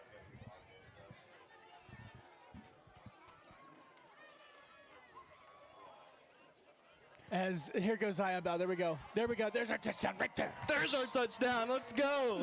Let's go, baby. So we were prestiging that all night, and it happened to be right there. That was perfect. So Zion Bell got the ball from Tate Smith. There's fireworks going off in the Rock. There's fireworks going off at Flush America because Zion Bell, 30-yard touchdown rush. Finally, been waiting for him to get a touchdown all night, and that's the 5th Mustang to score on this evening. Yeah, for Cody that's sitting there on the sideline running all these ads and stuff, there's the touchdown we've been waiting for all season. Every game so far, I think we said this season, we've been saying, Bell's going to break out that one run, and happens to run, I think it was about a 40-yard touchdown. So absolutely. And that, of course, that touchdown, that score tonight and all season long is brought to you by Faith Furniture in Manhattan. With Faith Furniture, you've got to have faith. 10:47 left in the third quarter. It's Rock Creek up 35-7.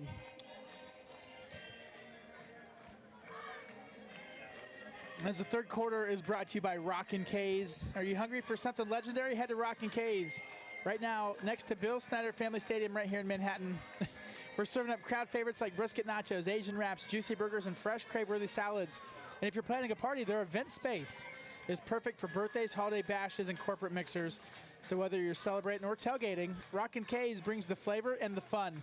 Rockin' K's by the Bill. Find them online at eatingmhk.com, and also check out their sister stores. Kites Bar and Grill in the heart of Aggieville since 1954, and also Mr. K's Cafe and Bar, celebrating 15 years in Manhattan on the northwest side, serving up their unique flatbreads and home of the world-famous Cookie Bake. My friend, you got to go to Rockin' K's. I'm going to ask you this every week. I know. Once I get my vehicle, back up to optimal, I'll have to go over there. Yeah, dude, go get the Kansas grilled cheese. So Kansas grilled cheese. Yeah, it's a grilled cheese sandwich that has brisket on it, and they give you a little side of barbecue sauce on the side for dipping. My goodness. Okay, I'll have to go over there. I can be Rockin' K's hype guy all day long if you want me to. That place is great.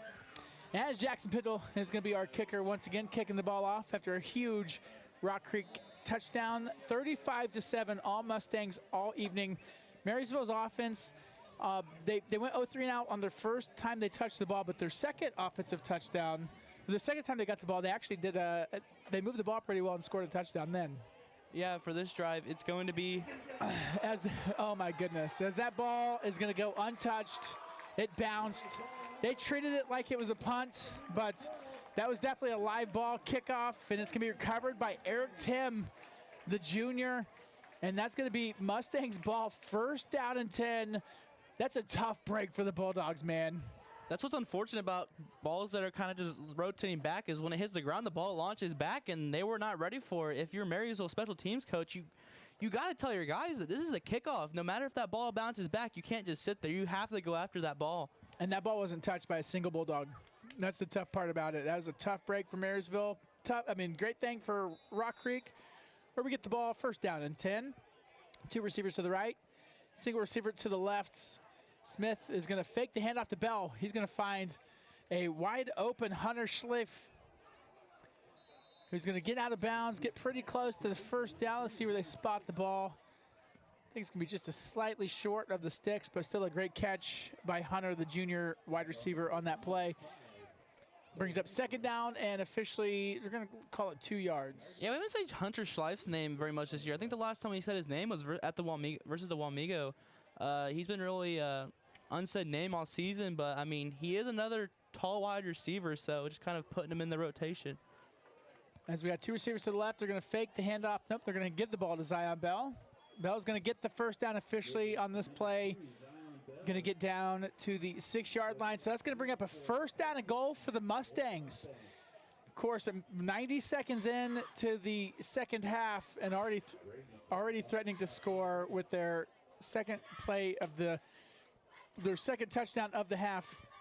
And we do want to say that this Rock Creek Red Zone trip is brought to you by Flint Hills ISR and Wendy Rogers. Your child can become their own flotation device and even save their own life. Call Wendy today at 230-9574. As Smith is going to fake the handoff to Bell.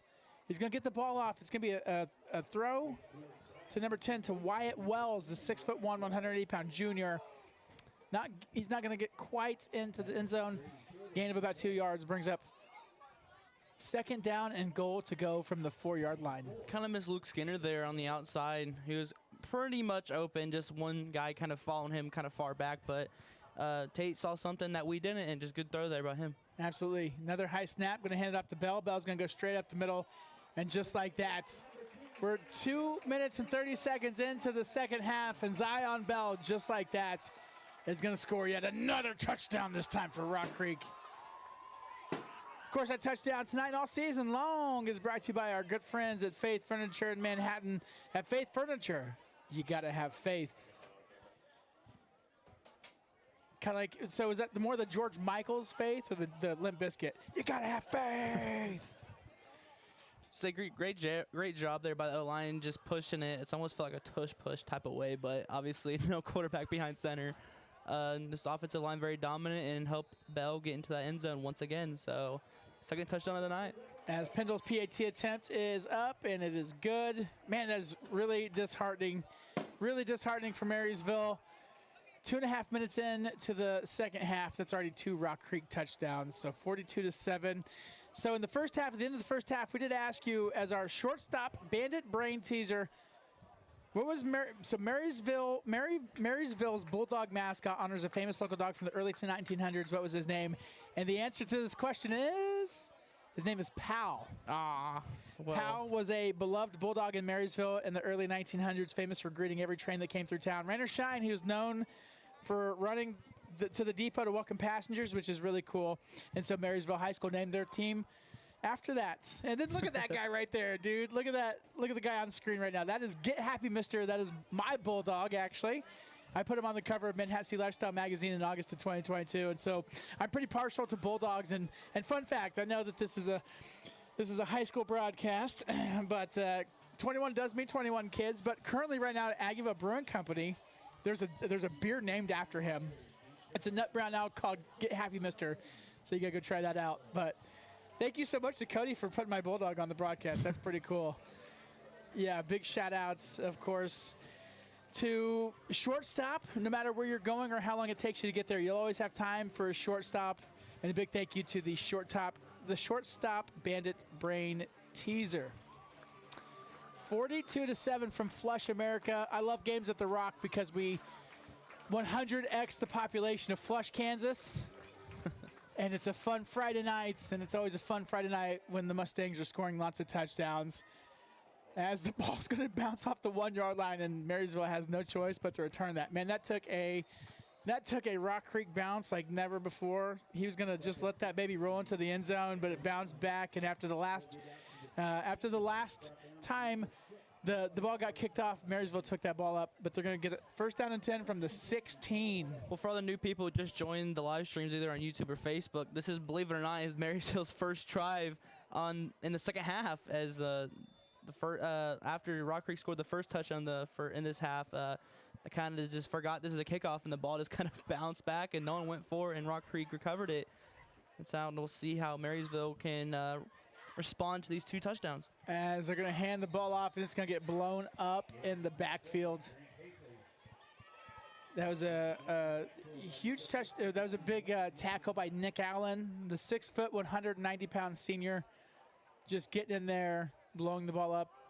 As Grant Hafley, the 6', 170-pound senior, was the fullback for Marysville. He's going to lose 2 yards, so it's going to bring up second down and 10. One thing that's so cool about this Rock Creek defense is they're one of those teams that can adjust really quickly. Like last week versus Clay Center, they weren't very comfortable with what they were doing on defense, and they went to halftime.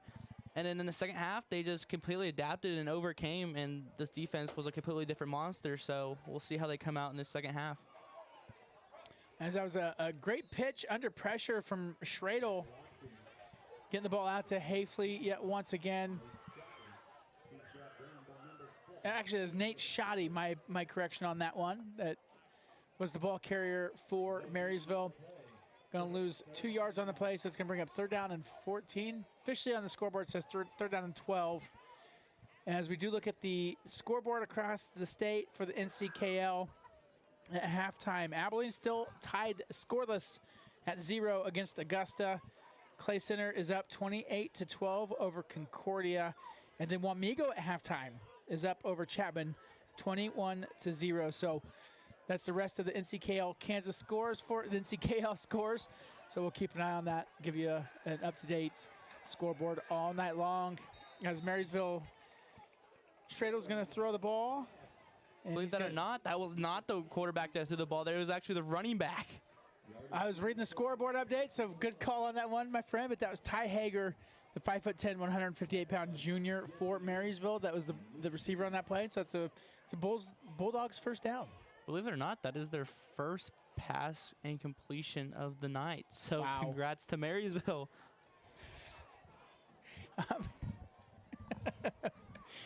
Absolutely, congratulations to him on that. As we're going to get the ball back once again to Grant Hafley. Hafley's going to get a gain. It's going to get a gain of about 2 yards on the outside. That's going to bring up second down and 8. I'm sorry for laughing, but I'm sorry, guys. I did not mean to disrespect Marysville, but I mean, just in general, playing against this Rock Creek defense, playing a pass is just. It's the one thing it's tough. I mean, this Rock Creek defense is just their D line putting pressure on the quarterback. I mean, usually when you put pressure, the quarterback's eyes are down, but so far their running back had his eyes downfield even with pressure in his face. So just doing that is already immaculate. Second down and officially 8 on the play. As Schradel's going to take the ball back, he's going to look to the left. He's going to run it to the right. He's going to get outside. He's going to get a first down. That's probably his best run of the entire evening. Gain of nearly 15 yards, almost to Rock Creek territory. That's going to be a first down and 10 for the Bulldogs. Yeah, I really love having a dual threat quarterback for Marysville, including when they're essentially one-dimensional offense. When they go to a passing play, it's really nice being able to have a quarterback that has the legs to be able to extend the drives and, get the first downs when they're needing. And so far they're driving, as they really do need to since they're down 35.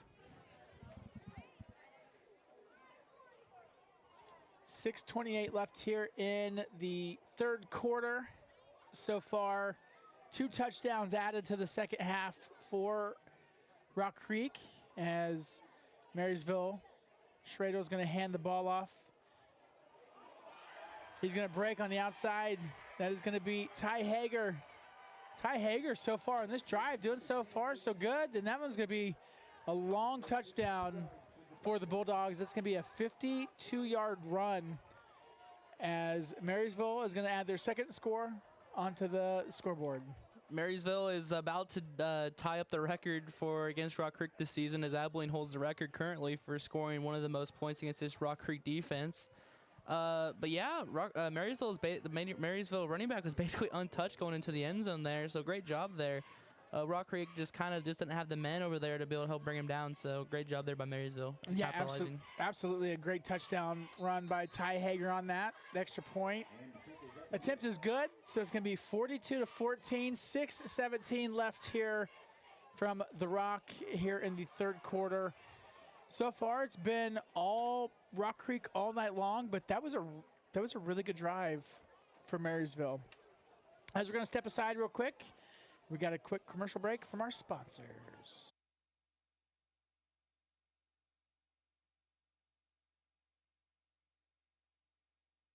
Overwhelmed with receipts, invoices, payroll, and balancing your books?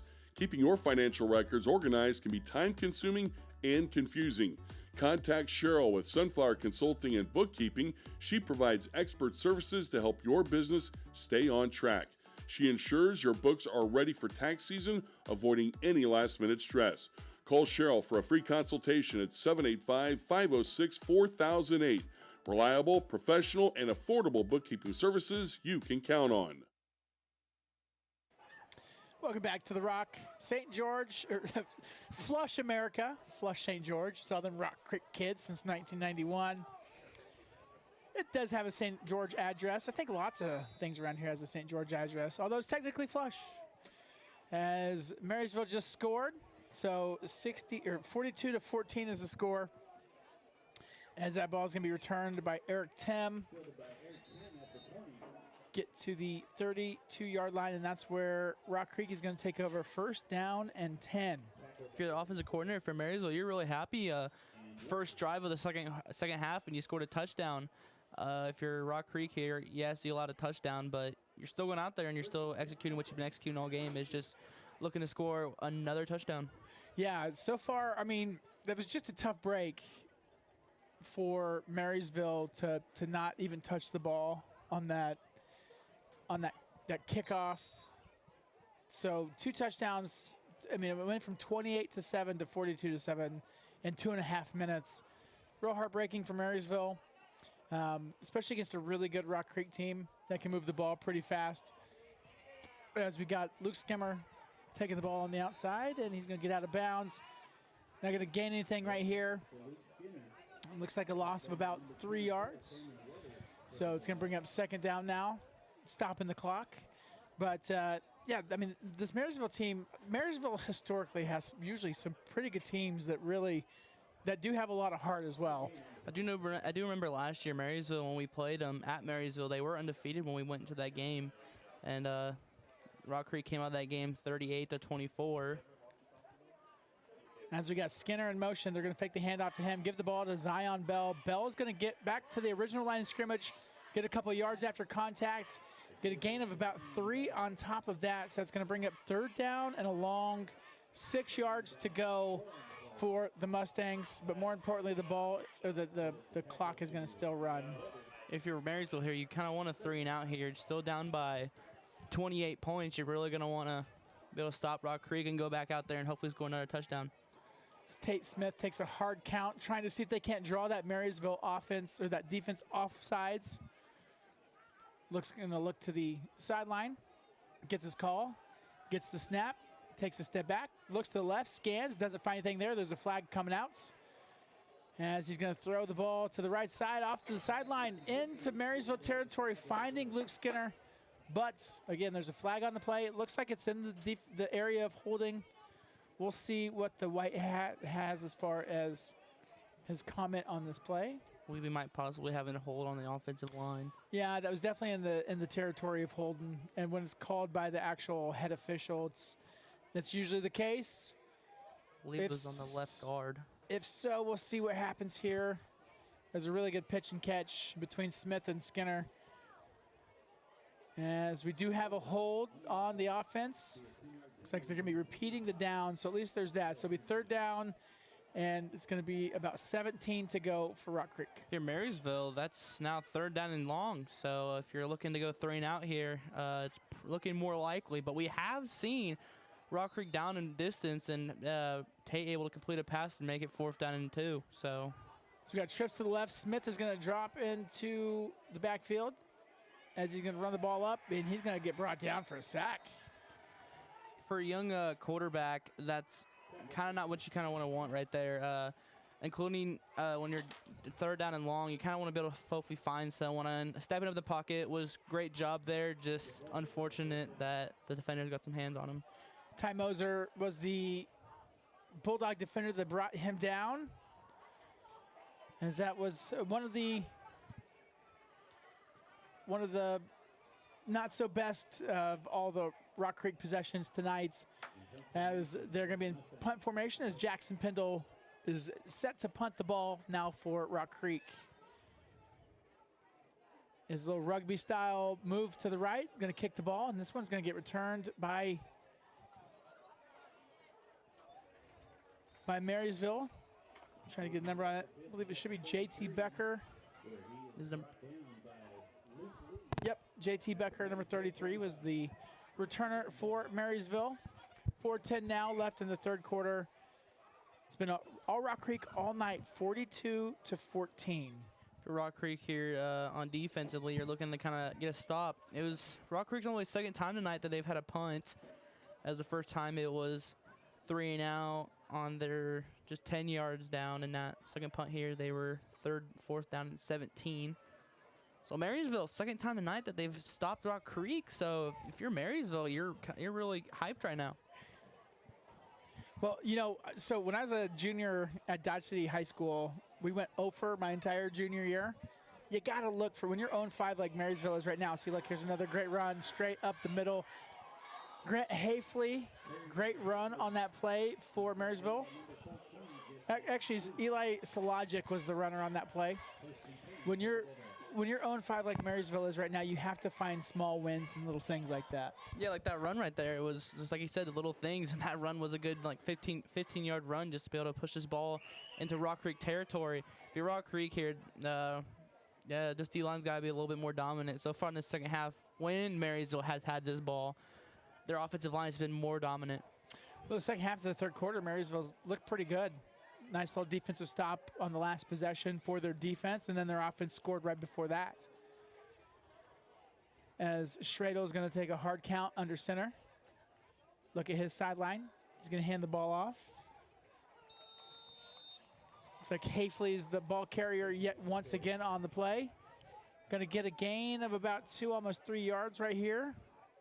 And that's going to bring up a second down from the Rock Creek 36-yard line. If you're Marysville Hillier, field goals are not an option. Being down by 28 points is just not really helpful to go for field goals with, you know, only 15 minutes left in this game. Second down and 7 now as Schradel gets under center. We've got Wetter in motion. It's going to be a pass catch. It's going to be caught by Nate Shoddy. 5'11", 170-pound junior is going to get the first down to go for the Bulldogs. Yeah, he just kind of fell down there. If he was able to keep his footing, I believe he could have got another 5-10 yards possibly right there. Marysville moving the ball so far. So good so far here in the third quarter. Already adding a touchdown. They're moving the ball on this possession as Schradel's back under center. One single receiver out to the left. Schrader's going to hand the ball off to Hafley. Hafley's going to get dropped in the backfield. Yeah, one thing Marysville does not want to do this drive is lose momentum.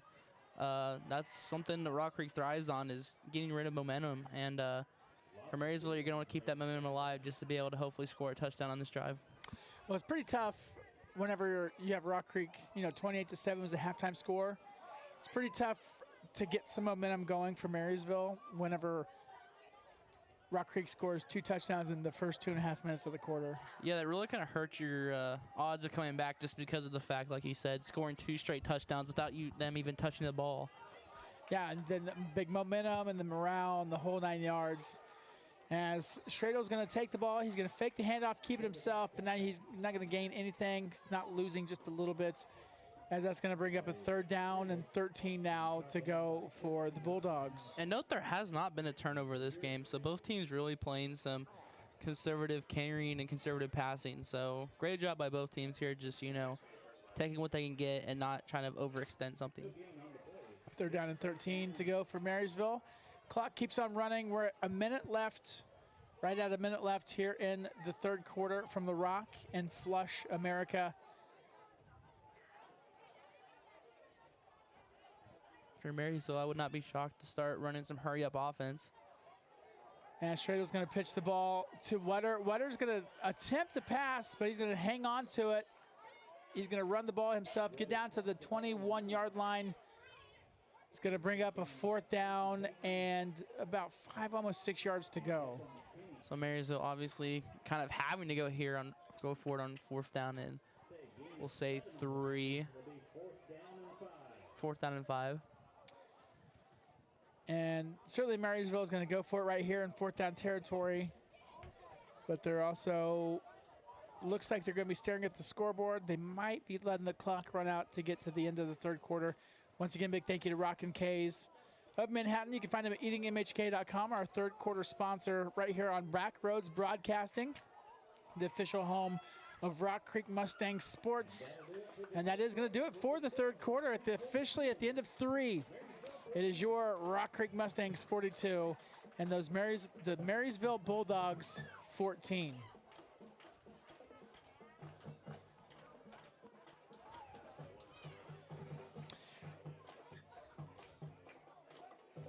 We do have a scoreboard update, looking at the other NCKL teams out there.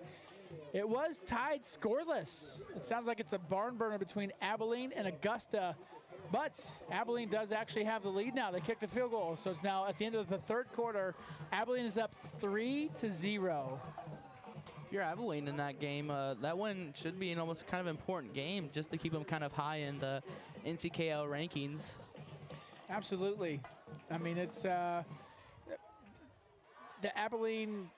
those Abilene teams are usually always pretty scrappy. Yeah, they have a lefty quarterback, so I think they're a pretty cool team, I'd say. The old Southpaw, huh? You don't see those very often. No, if you're also Chapman playing Wamego, that game is actually a lot closer than I was expecting.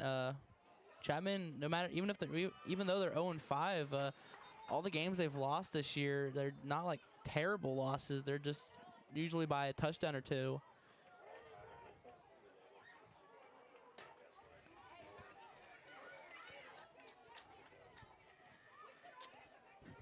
So 4th down and 5 for the Marysville and Bulldogs. This is a huge huge defensive possession now for Rock Creek.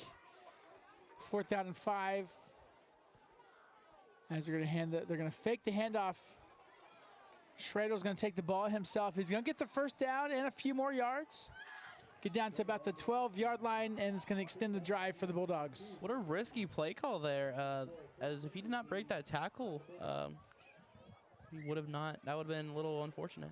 Yeah, that was a shoestring tackle, and it would have been a turnover on down, certainly. But the Bulldogs' drive's going to get extended. Clock's going to keep on running. 42-14, Rock Creek in the lead. But the Bulldogs are threatening. Marysville has a thing that most teams have not gotten to do this year, is break the scoring record against Rock Creek this season, as the most points scored on Rock Creek's defense this year has been 14.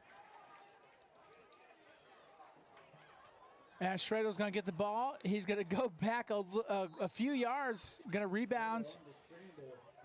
Nice little scramble up to about the 10-yard line where he's going to be brought down, and it's going to bring up a big 2nd down and about 5, almost 6 yards to go for Marysville.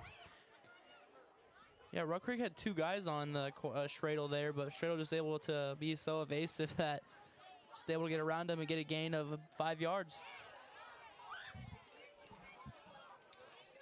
10:50 left here in the ball game from the Rock in Flush, America. So far, the storyline all night has been 4 different receivers for Rock Creek scoring touchdowns.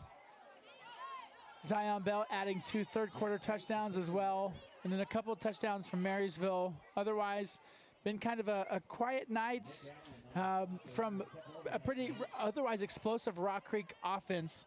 But it's been pretty interesting to see 5 different players getting touchdowns in this game. Yeah, compared to last game, it was just more of 1 to 2 guys. This game, it's 4 different wide receivers, and then got 2 touchdowns by Bell. So a very much being assisted around team today.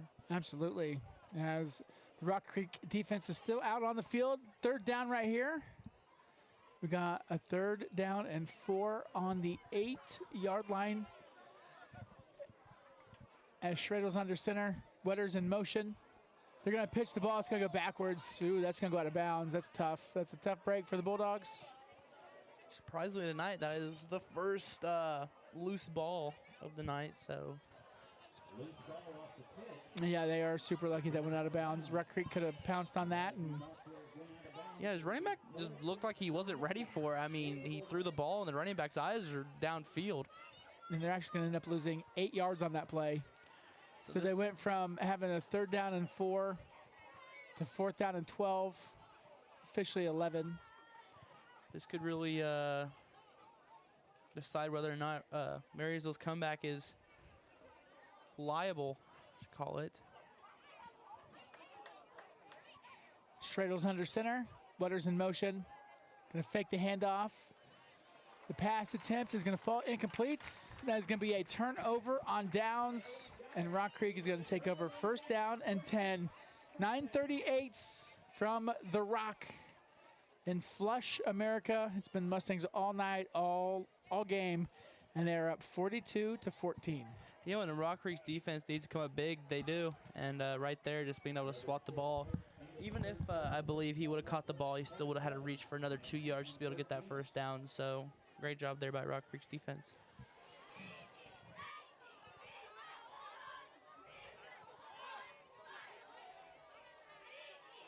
Zion Bell's going to get the ball once again.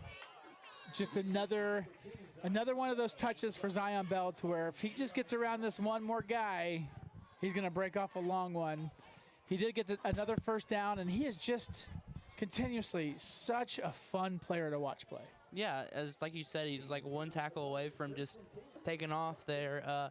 Do believe just kind of all that momentum just after breaking or juking out that one guy, just wasn't able to juke again, but yeah, great job there by Bell, just finding a gap, taking it, and getting the yards. As Bell gets the ball yet once again, his season average per touch has been in the area of 7 yards, and he's been pretty much proving that all night. Pretty consistent to get 6-7 yards every time he touches the ball, as he did right there again. I'm going to start calling the guy OTA. 1 touch away, because he really honestly is. Several times As you can see, he actually kind of comes off the field a little gingerly, just slightly. He might be tired. That's what he is. He ain't hurt. He all right. He's just a little tired. But, yeah, certainly just one touch away is what Zion Bell has been not just tonight but all season long. Do believe Bell is one of the top rushers in the state of Kansas. Oh, without a doubt. As that's going to be a big first down throw. That one's going to go to Tonzel. Believe it or not, that is Martini's Oh, it's Martini. Okay.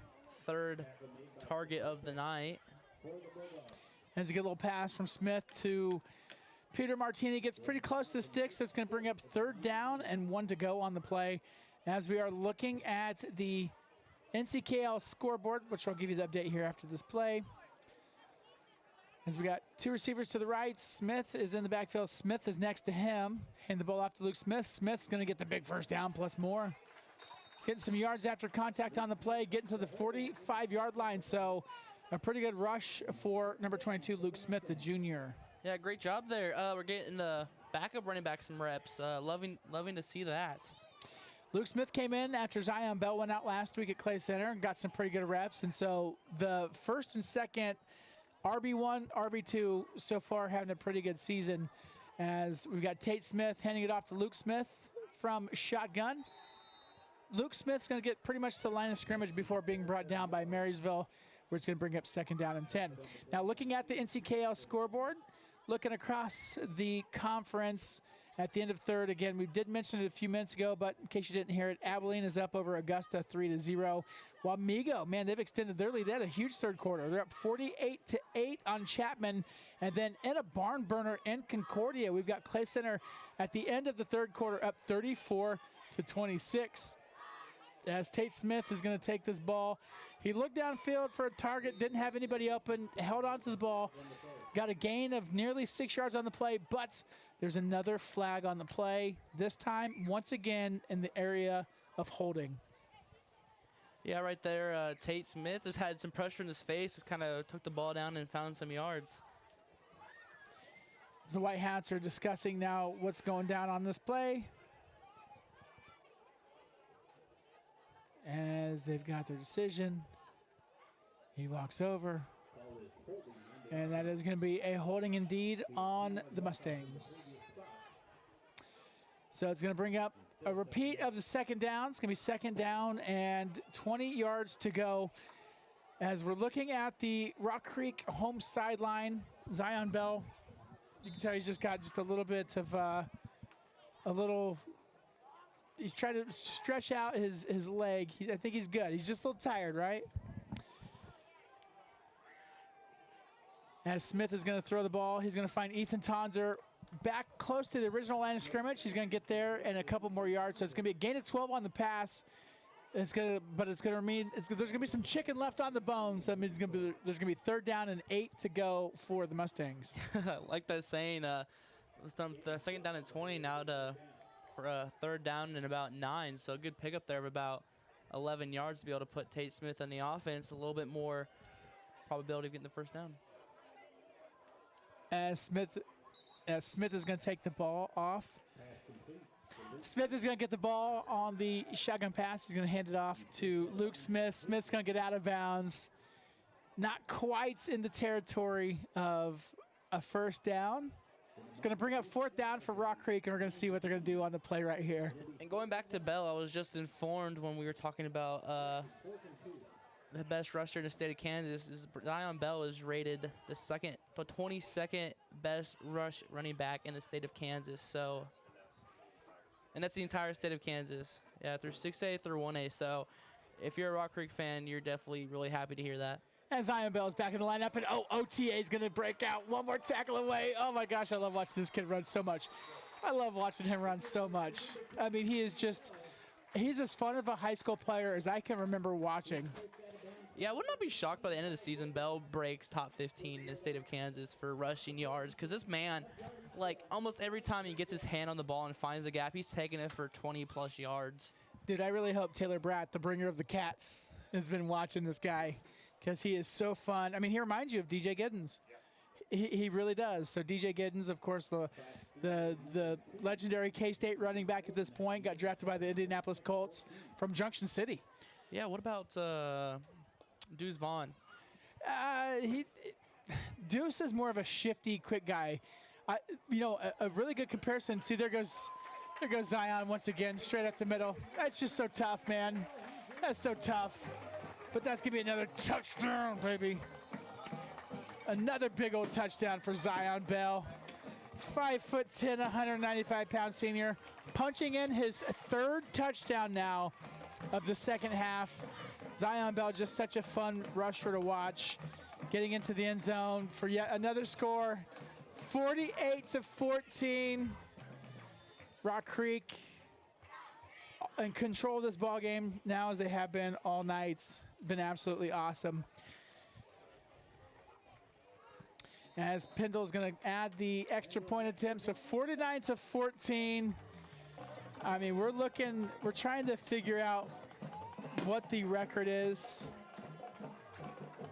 I mean, that's just such a.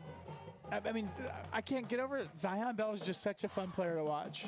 Yeah, really explosive guy with the agility and also just the strength to be able to fight his way into an end zone. And Tyler, coming up to 4 minutes left, I got a trivia question for you, my friend. Ooh, okay. What you got? I'll give you a hint to give you a think. It's gonna be involved with the record of Rock Creek. Okay. But I don't want to mention anything till 4 minutes left.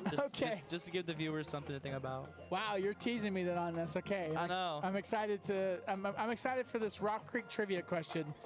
I'll try. So back in the day, I did some Rock Creek games, but it's been a little while, so.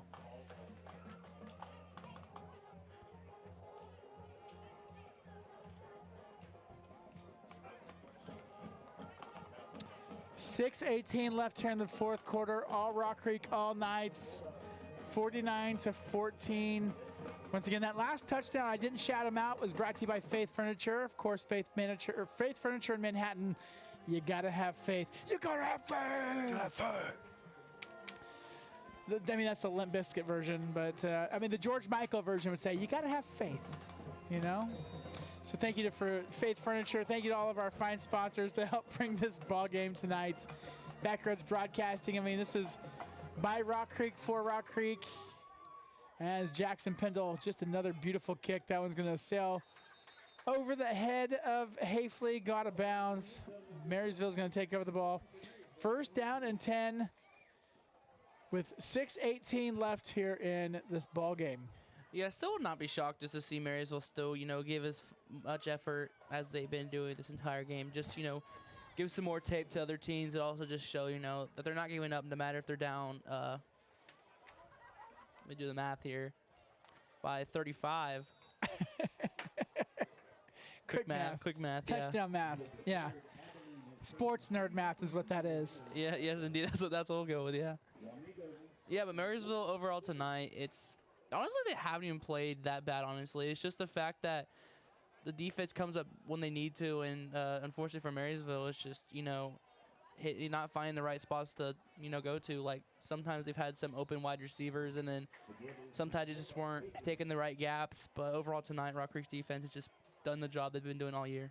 I love Rock Creek's defense because it's the same defensive line as it is the offensive line. Between Corday Kirksey, Wade Roddinghouse, Grady Hastert, Cole Greenwood. We've got Ryan Wickman, Nick Allen, the Will linebacker. Ezra Spiller getting in there, get some action. It starts with the offensive and defensive line for Rock Creek. Without having that solid offensive line, Zion Bell's not able to get the rushes that he is because they create good holes for him. I mean, Zion Bell does his part, but it all starts with the offensive line. If they want to do a passing play, Tate Smith has plenty of time to throw the ball. You can't say enough good things about the offensive and defensive line of Rock Creek. Yeah, I don't even believe this defense was as good in my 2022 year as that year. Rock Creek was more of a passing attack offense. They just really attacked the year. It wasn't really a ground game. Their defense was, we'll call it okay. I mean, they did the jobs they needed to do, but this season / this year, my senior year, this Rock Creek defense has been immaculate. I mean, holding people to basically almost 100 yards a game. That's unheard of in almost Rock Creek sports, unless you're Andell. I mean, absolutely. And Andell has become at this point. Andell's so good because it goes back to culture. Honestly, there's a heck of a culture at Rock Creek as well. Starts with Coach Sieben. on the high school side, but then even baseball, all of it, it goes straight down to youth sports around here, to where it all starts with culture. And so good things going down at Rock Creek, good things happening in Flush. 4.5 minutes left as Hafley's going to, oops, sorry, that's Wetter that's going to have the ball right here. Cam Wetter messing his way, getting pretty close to the first down. They're going to mark him about a yard short. So it's going to bring up a 4th down and 2 yards to go from Marysville. I believe we have an injured Marysville Bulldog on the ground. And we do. So far, the story all night long has been, it's been all Rock Creek. Rock Creek coming into the game 5-0, Marysville 0-5.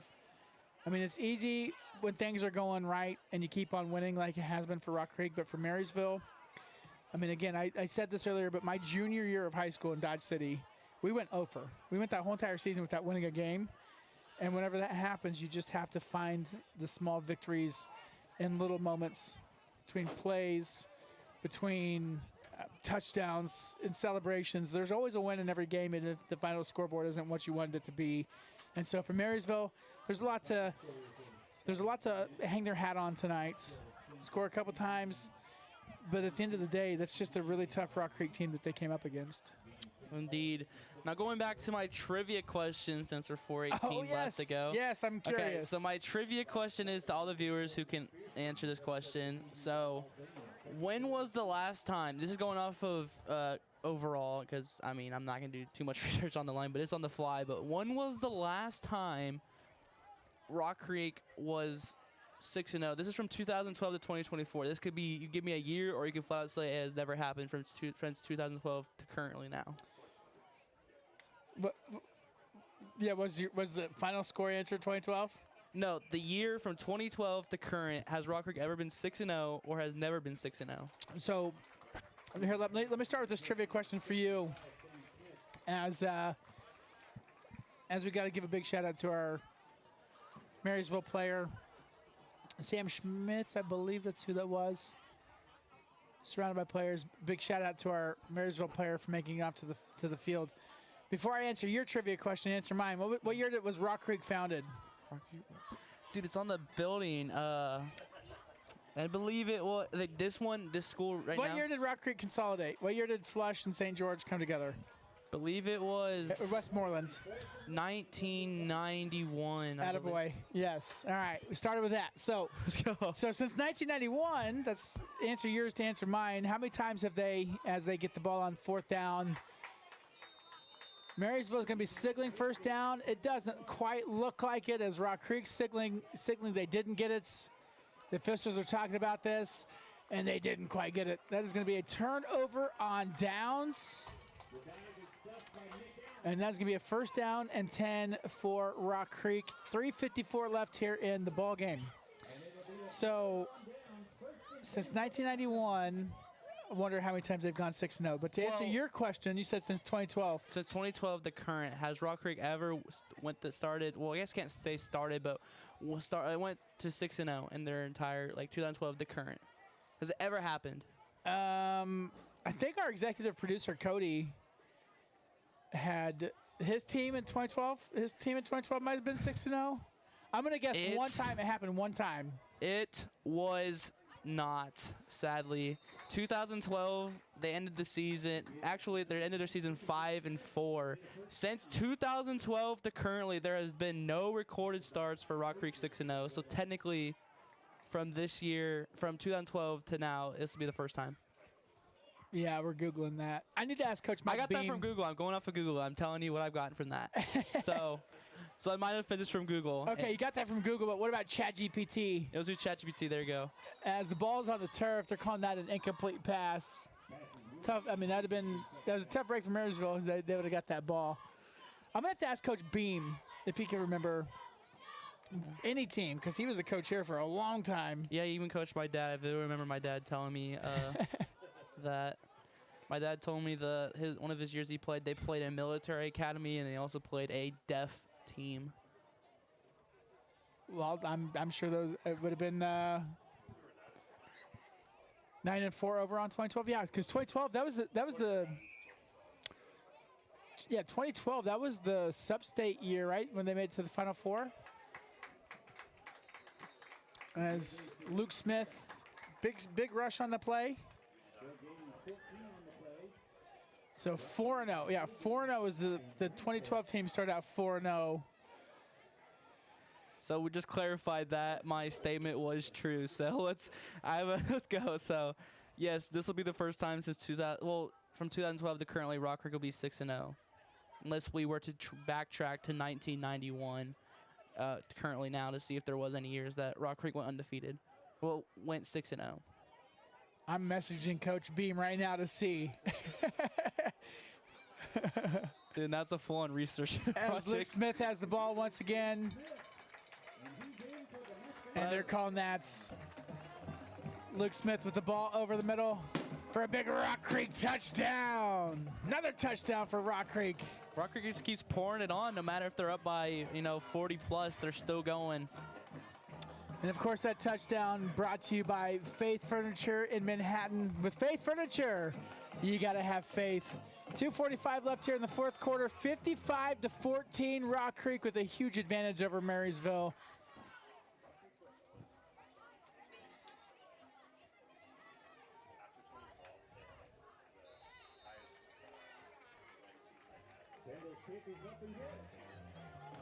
Jackson Pendle getting the ball over once again. Cody did some research for us, and over the years, from 2021 to current, this has been one of the Rock Creek's best seasons. Since after 2012 to 2020, Rock Creek was consistently winning 3 games and losing roughly 6-7. And we're just going to bring him on the air. We've got our producer Cody on the air with us. What was that stat you just read out? That was pretty impressive. That Rock Creek since 2012, so the 2011 to 2012 season, since then, Rock Creek struggled every season and went consistently 2-7, 3-6. There was one season that they went 0-9, but since the Coach Sieben era, Mustangs have definitely turned it around. So far, so good, man. I mean, this is definitely a historic start for this team. Yeah, like a senior like me, being able to witness such a greatness, it's insane. Through my years of high school, I've never seen Rock Creek, I guess, through the season 6-0. That's insane to me. Yeah, even that one of our last really good years, 2022 to 2023, Rock Creek finished 9-2 overall that year. We started out the season with a loss against Southeast of Saline and didn't lose another game until Veterans Day, 11-11 that year against Andell. That was a 48-0 loss. I vividly remember that year. That was the year that we lost to Andell in football and in volleyball. As Jackson Pitto hits the ball, or kicks the ball out of bounds once again. Yeah, I mean, dude, Rock Creek's been on a tear the last. I mean, look at the sports. Look at the entire sports year last year. Volleyball, state runner-up. Basketball, boys basketball, state runner-up. Girls basketball, they were sub-state runners-up. Baseball, state runner-up. Baseball, state runner-up. Yeah. I mean, it was a dominant year for the Mustangs last year across all sports. It certainly was. Boys and girls. It certainly was. I believe that'll be another one of those years for Rock Creek. I want to give a shout out to volleyball because I don't feel like we did that enough here. I do believe the last time I did check, volleyball was 20. I'm going to say 29-4, but I don't think that's. It could be accurate. 20. I should know this. So Brooklyn Dye for the volleyball team. That's my niece. I know they had 4 losses and they were in the 20s and win, but they're having a very good year. The only team they got swept by was Clay Center, but Clay Center is really good at volleyball. I mean, really good. Oh yeah, absolutely. Yeah, Clay Center. That was the home opener. But yeah, big shout out to Brooklyn Dye, not being biased. She's a great volleyball player. 5'4". She's an outside hitter, pretty solid player.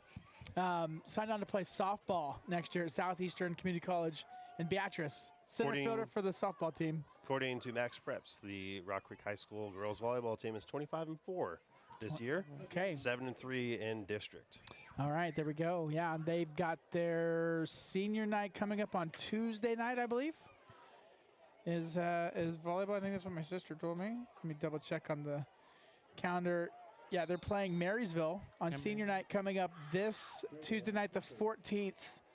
And it's a dual home against Marysville. Yeah, to all the people, or at least Rock Creek people who are listening, I strongly suggest you go to that game. I mean, show some love to the volleyball as they're having a great year. Yo, fellas, look at that moon. The moon. The moon, baby. It's giving Halloween vibes. It is giving Halloween vibes. It is spooky season. It is spooky season indeed. Do you howl at the moon? As we got 90 seconds left. Howl at the moon. Howl. I can't say I do. I mean, I will say I do watch scary movies. It's hard not to howl at a full moon. And that's just kind of what you do. As Wetter's got the ball, trying to turn the corner. He does a good job of it. Gets they mark him not quite to the first down. As we've got 75 seconds left, a minute 15 left from the Rock here in Flush, America. All Rock Creek all night, 56-14. You know, I love hamburgers, but I love even more than a hamburger. Oh, what's that? A 50 burger, baby. 50 burger. I love it watching Rock Creek hang a 50 burger on somebody. So I just got some reliable information from a longtime Backroads Broadcasting supporter, Ryan DeWeese. So he says that 2001, the Mustangs started out 6-0, and Paul O'Neill was the running back, and he ended up playing at K-State. Wow. And a little bit ago, I went in and asked our trusty Dr. Bernheide, the PA announcer here at Rock Creek and the head wrestling coach at Rock Creek. He thought that Paul O'Neill has the all-time rushing record for Rock Creek. So I will say that is trusty. So thanks to Ryan DeWeese for that bit of information. 2001 was the last time that Rock Creek started 6-0, and Paul O'Neill, the Rock Creek all-time rushing leader, was the running back. It's a great stat, man. Great stat. Hey, has Rock Creek ever went 8-0? I need Mike Beam to hurry up and message us back. He's gonna know. Cody Mike Beam. We'll see what Max Preps has to say. My personal opinion, I think it will happen. Ask Ryan DeWeese that question. Yeah, he might know. He might know the answer to that one too. I was going to go back to senior night. As Rock Creek hosts Concordia next week, it will be senior night for Rock Creek. As you guys know, I'm currently a senior. I don't know why, but I feel like this season, especially this football season, has gone by really fast. It really has. It really has. I mean, September kind of goes a little slow, right? Once it turns that corner in October, it goes by fast, man. That's why you got to cherish these moments before you know it, my friend. Like, you're 40. 40. Like, I vividly remember, like, Cody asking me if I wanted to travel to, like, these away games. And, I was so excited to because I've never got to travel, to talk about our football team. And I thought it was really cool to be able to do that. And now we're back to being at our last two home games. We're already the senior night. And my first game doing football was versus Wamego, a very big game that meant a lot to all the Rock Creek faithful after beating them. Absolutely. And real quick, sorry to step on your toes. No, not at all, Bubba. Wanted to make sure that we give a huge shout out to the Rock Creek High School journalism students helping with tonight's broadcast. That's going to be Nathan Bortnick, Braden Miller, Julian Montenegro, and Ryder Bennell. Thank you guys. And, of course, Xander Dick, our Rock Creek High School journalism student, as well on the color analyst for tonight. So thanks again to Nathan Bortnick, Braden Miller, Julian Montenegro, and Ryder Bennell running the cameras on tonight's broadcast. Big shout out as well, since we're doing that, to Cody Liming. The man, the myth, the legend. The owner, the director, executive producer, the key grip, all the different titles for Backroads Broadcasting. The #1 Uber driver. Got to give a shout out to him, too. Oh, yeah, absolutely. What were you doing at K-State earlier? Well, you're at Bill Snyder Family Stadium, right? I was. Got to see the team practice and everything. Oh, that's cool. Doing some stuff for Sodexo, the catering provider up there at K-State. So nice. Spill your business to YouTube. got to hang out with them and see the team operate and kind of see their nutrition behind the scenes. Meet some of their dietitians that keep the Wildcats fueled and ready to go for game days. So it was a great time up there. That's awesome. Yeah, shout out to K-State as a 2:30 kickoff tomorrow versus the TCU Horned Frogs as TCU comes into that night. Believe 4-2 might be 4-2. Only 2 losses to Arizona State and recently I'm thinking out of the box here. But yeah, you get what I'm saying. But shout out to going on with Cody's statement with K-State as tomorrow 2:30 kickoff. So yeah, baby. I'm not a K-State fan, but I'm not going to share diss on here. So you're not a K-State fan? No, I am a Clemson Tiger fan. I'm not going to even. That's for a different conversation, but I'm just kidding. Yeah, but hey, shout out to K-State. They might not have the season. Actually, I'm going to throw this on there. I seen this post. It was K-State is 13 points away from being 6-0. So It's to pretty crazy. But yeah, I guess post-game show. Yeah. Yeah, absolutely. Well, final score from the Rock. Rock Creek up 56-14. We're going to step aside for just a quick second. We're going to regroup, and we'll be back for the post-game from the Rock. It's Backroads Broadcasting, an official exclusive coverage of Rock Creek Mustang football.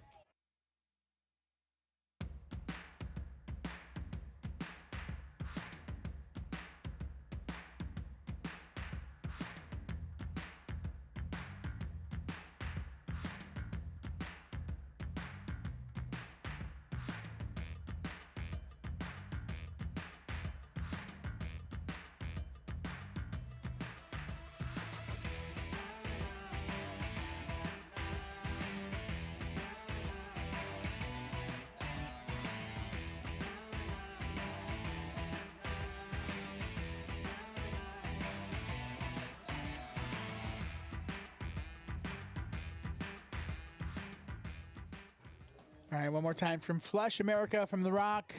Final score, Rock Creek takes care of business. Beats Marysville 56-14. So Rock Creek improves to 6-0 on the season. Marysville, unfortunately for those guys, they do drop to 0-6. Now looking at the NCKL scoreboard, Abilene with 2 minutes and 12 seconds left as of 9:10. So 14 minutes ago, they were up 3-0. Playing at Augusta. Oh, actually, it's a final score. It did go final. So Abilene did win 3-0. That's insane. You don't see that very often in the high school ranks. That's like maybe like an NFL score right there, but not a high school score. Dude, if you spend $200 on an NFL ticket and you go watch that and that's the final score, you're gonna be like, you're gonna be mad. But I mean, it's an NFL game. That's reasonable. Yeah, absolutely. So 3-0 Abilene does take care of business over Augusta, and then Wamego, big win tonight over Chapman, 55-24. And then the last score update that we had at the end of the third quarter, Clay Center was up over Concordia, 34-26. Of course, Clay Center is who we beat last week, and that is who. And then Concordia is who we play next week. Senior night right here at the Rock. Yeah, I'm pretty excited because that'll be my last game. I get to talk with you guys on the air. But overall, I mean, it's senior night. I know it'll be pretty emotional for all the people out there on the field because it's their last home game to be able to. Well, let's not say last home game, last regular season home game they'll be able to play on this magnificent field. Even for me, a little emotional just because football is my sport. I grew up loving it. Absolutely. But just give a rundown on what we learned tonight. Rock Creek obviously dominated performance. Some little concerns is their defense. 2 touchdowns allowed, but overall wasn't like a big worry. I mean, you know, all defenses aren't going to play perfect 100% of the game. You know, there's going to be some here and there mistakes, but overall for Rock Creek, I'm not really concerned. Maybe, I don't know, maybe you have something a little bit concerned than I do, but the only thing that I'd have, I really enjoyed the fact that the offense got the ball passed around. So Ethan Tonser had a touchdown, Brody Clark had a touchdown, Peter Martini had a touchdown.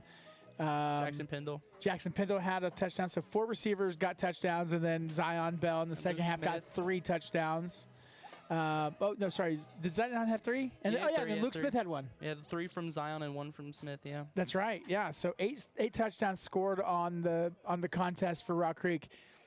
2 things that stood out to me that Rock Creek needs to watch out for. They have got to get their snaps down. Yes. There's going to be an overhead snap that's going to come back to bite them in the butt.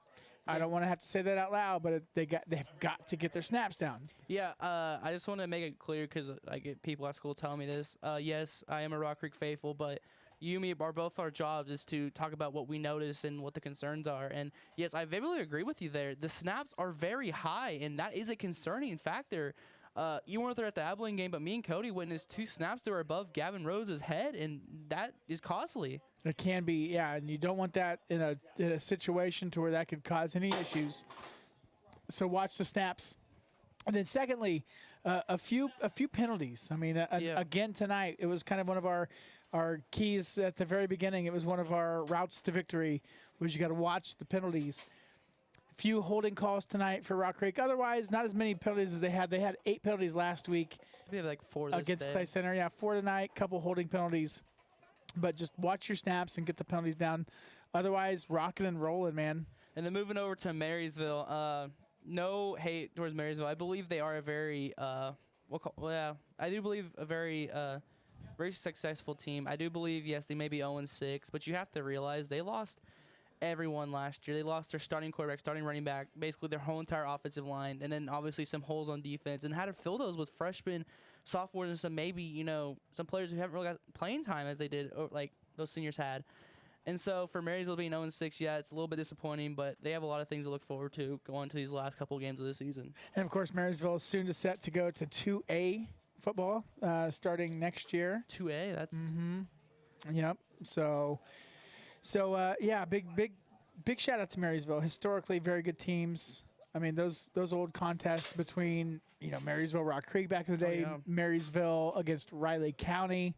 Those have always been some heaters of games. So just keep your heads up, Marysville. You guys had a great contest tonight. Played a really good Rock Creek team. So just keep fighting and you'll find your way. Yeah, some final things as I put on there. Really love how Marysville is as a team. They're just like Clay Center, but I just feel as though, personally, I feel like they were better than Clay Center. Oh, yeah. Just the explosiveness they had. But overall, Rock Creek's defense is so suffocating that it just hurts Marysville. Well, that's pretty much all from me, unless you have some. Well, I just love hearing the victory bell getting rang as the Rock Creek players are coming out, ringing the victory bell, coming out the locker room. A beautiful full moon. Look at that baby out there. It's one of those big old blood moons. Can't get the camera on it. Dang it. Yep. You can just barely see it just outside of the camera. But 56-14, the final score from Rock, from the Rock in Flush, America. Xander, my friend, well done, sir. Especially for being a high school kid, you crushed. Do a great job. So for Cody Liming, our executive producer, a big shout out to Owen Dye, our spotter extraordinaire for this evening. Does a good job helping us figure out who makes all the tackles on defense. For Xander Dick, I'm Tyler Jackson. Have a good night. Oh, yeah. What grade are you in? You're a 5th grader, right? 5th grade Rock Creek team, and you play Wamego tomorrow? Yes. Okay, you play Wamego here tomorrow, so come watch the 5th graders. What time's your game? Early in the morning. Okay. 10. Okay. 10 o'clock if you want to watch the 5th grade Rock Creek team tomorrow. Anyway, for Cody Liming, Owen Dye, Xander Dick, I'm Tyler Jackson signing off from Flush, America. Rock Creek takes care of business, 56-14. You've been watching exclusive coverage of Rock Creek Mustang football on Backroads Broadcasting.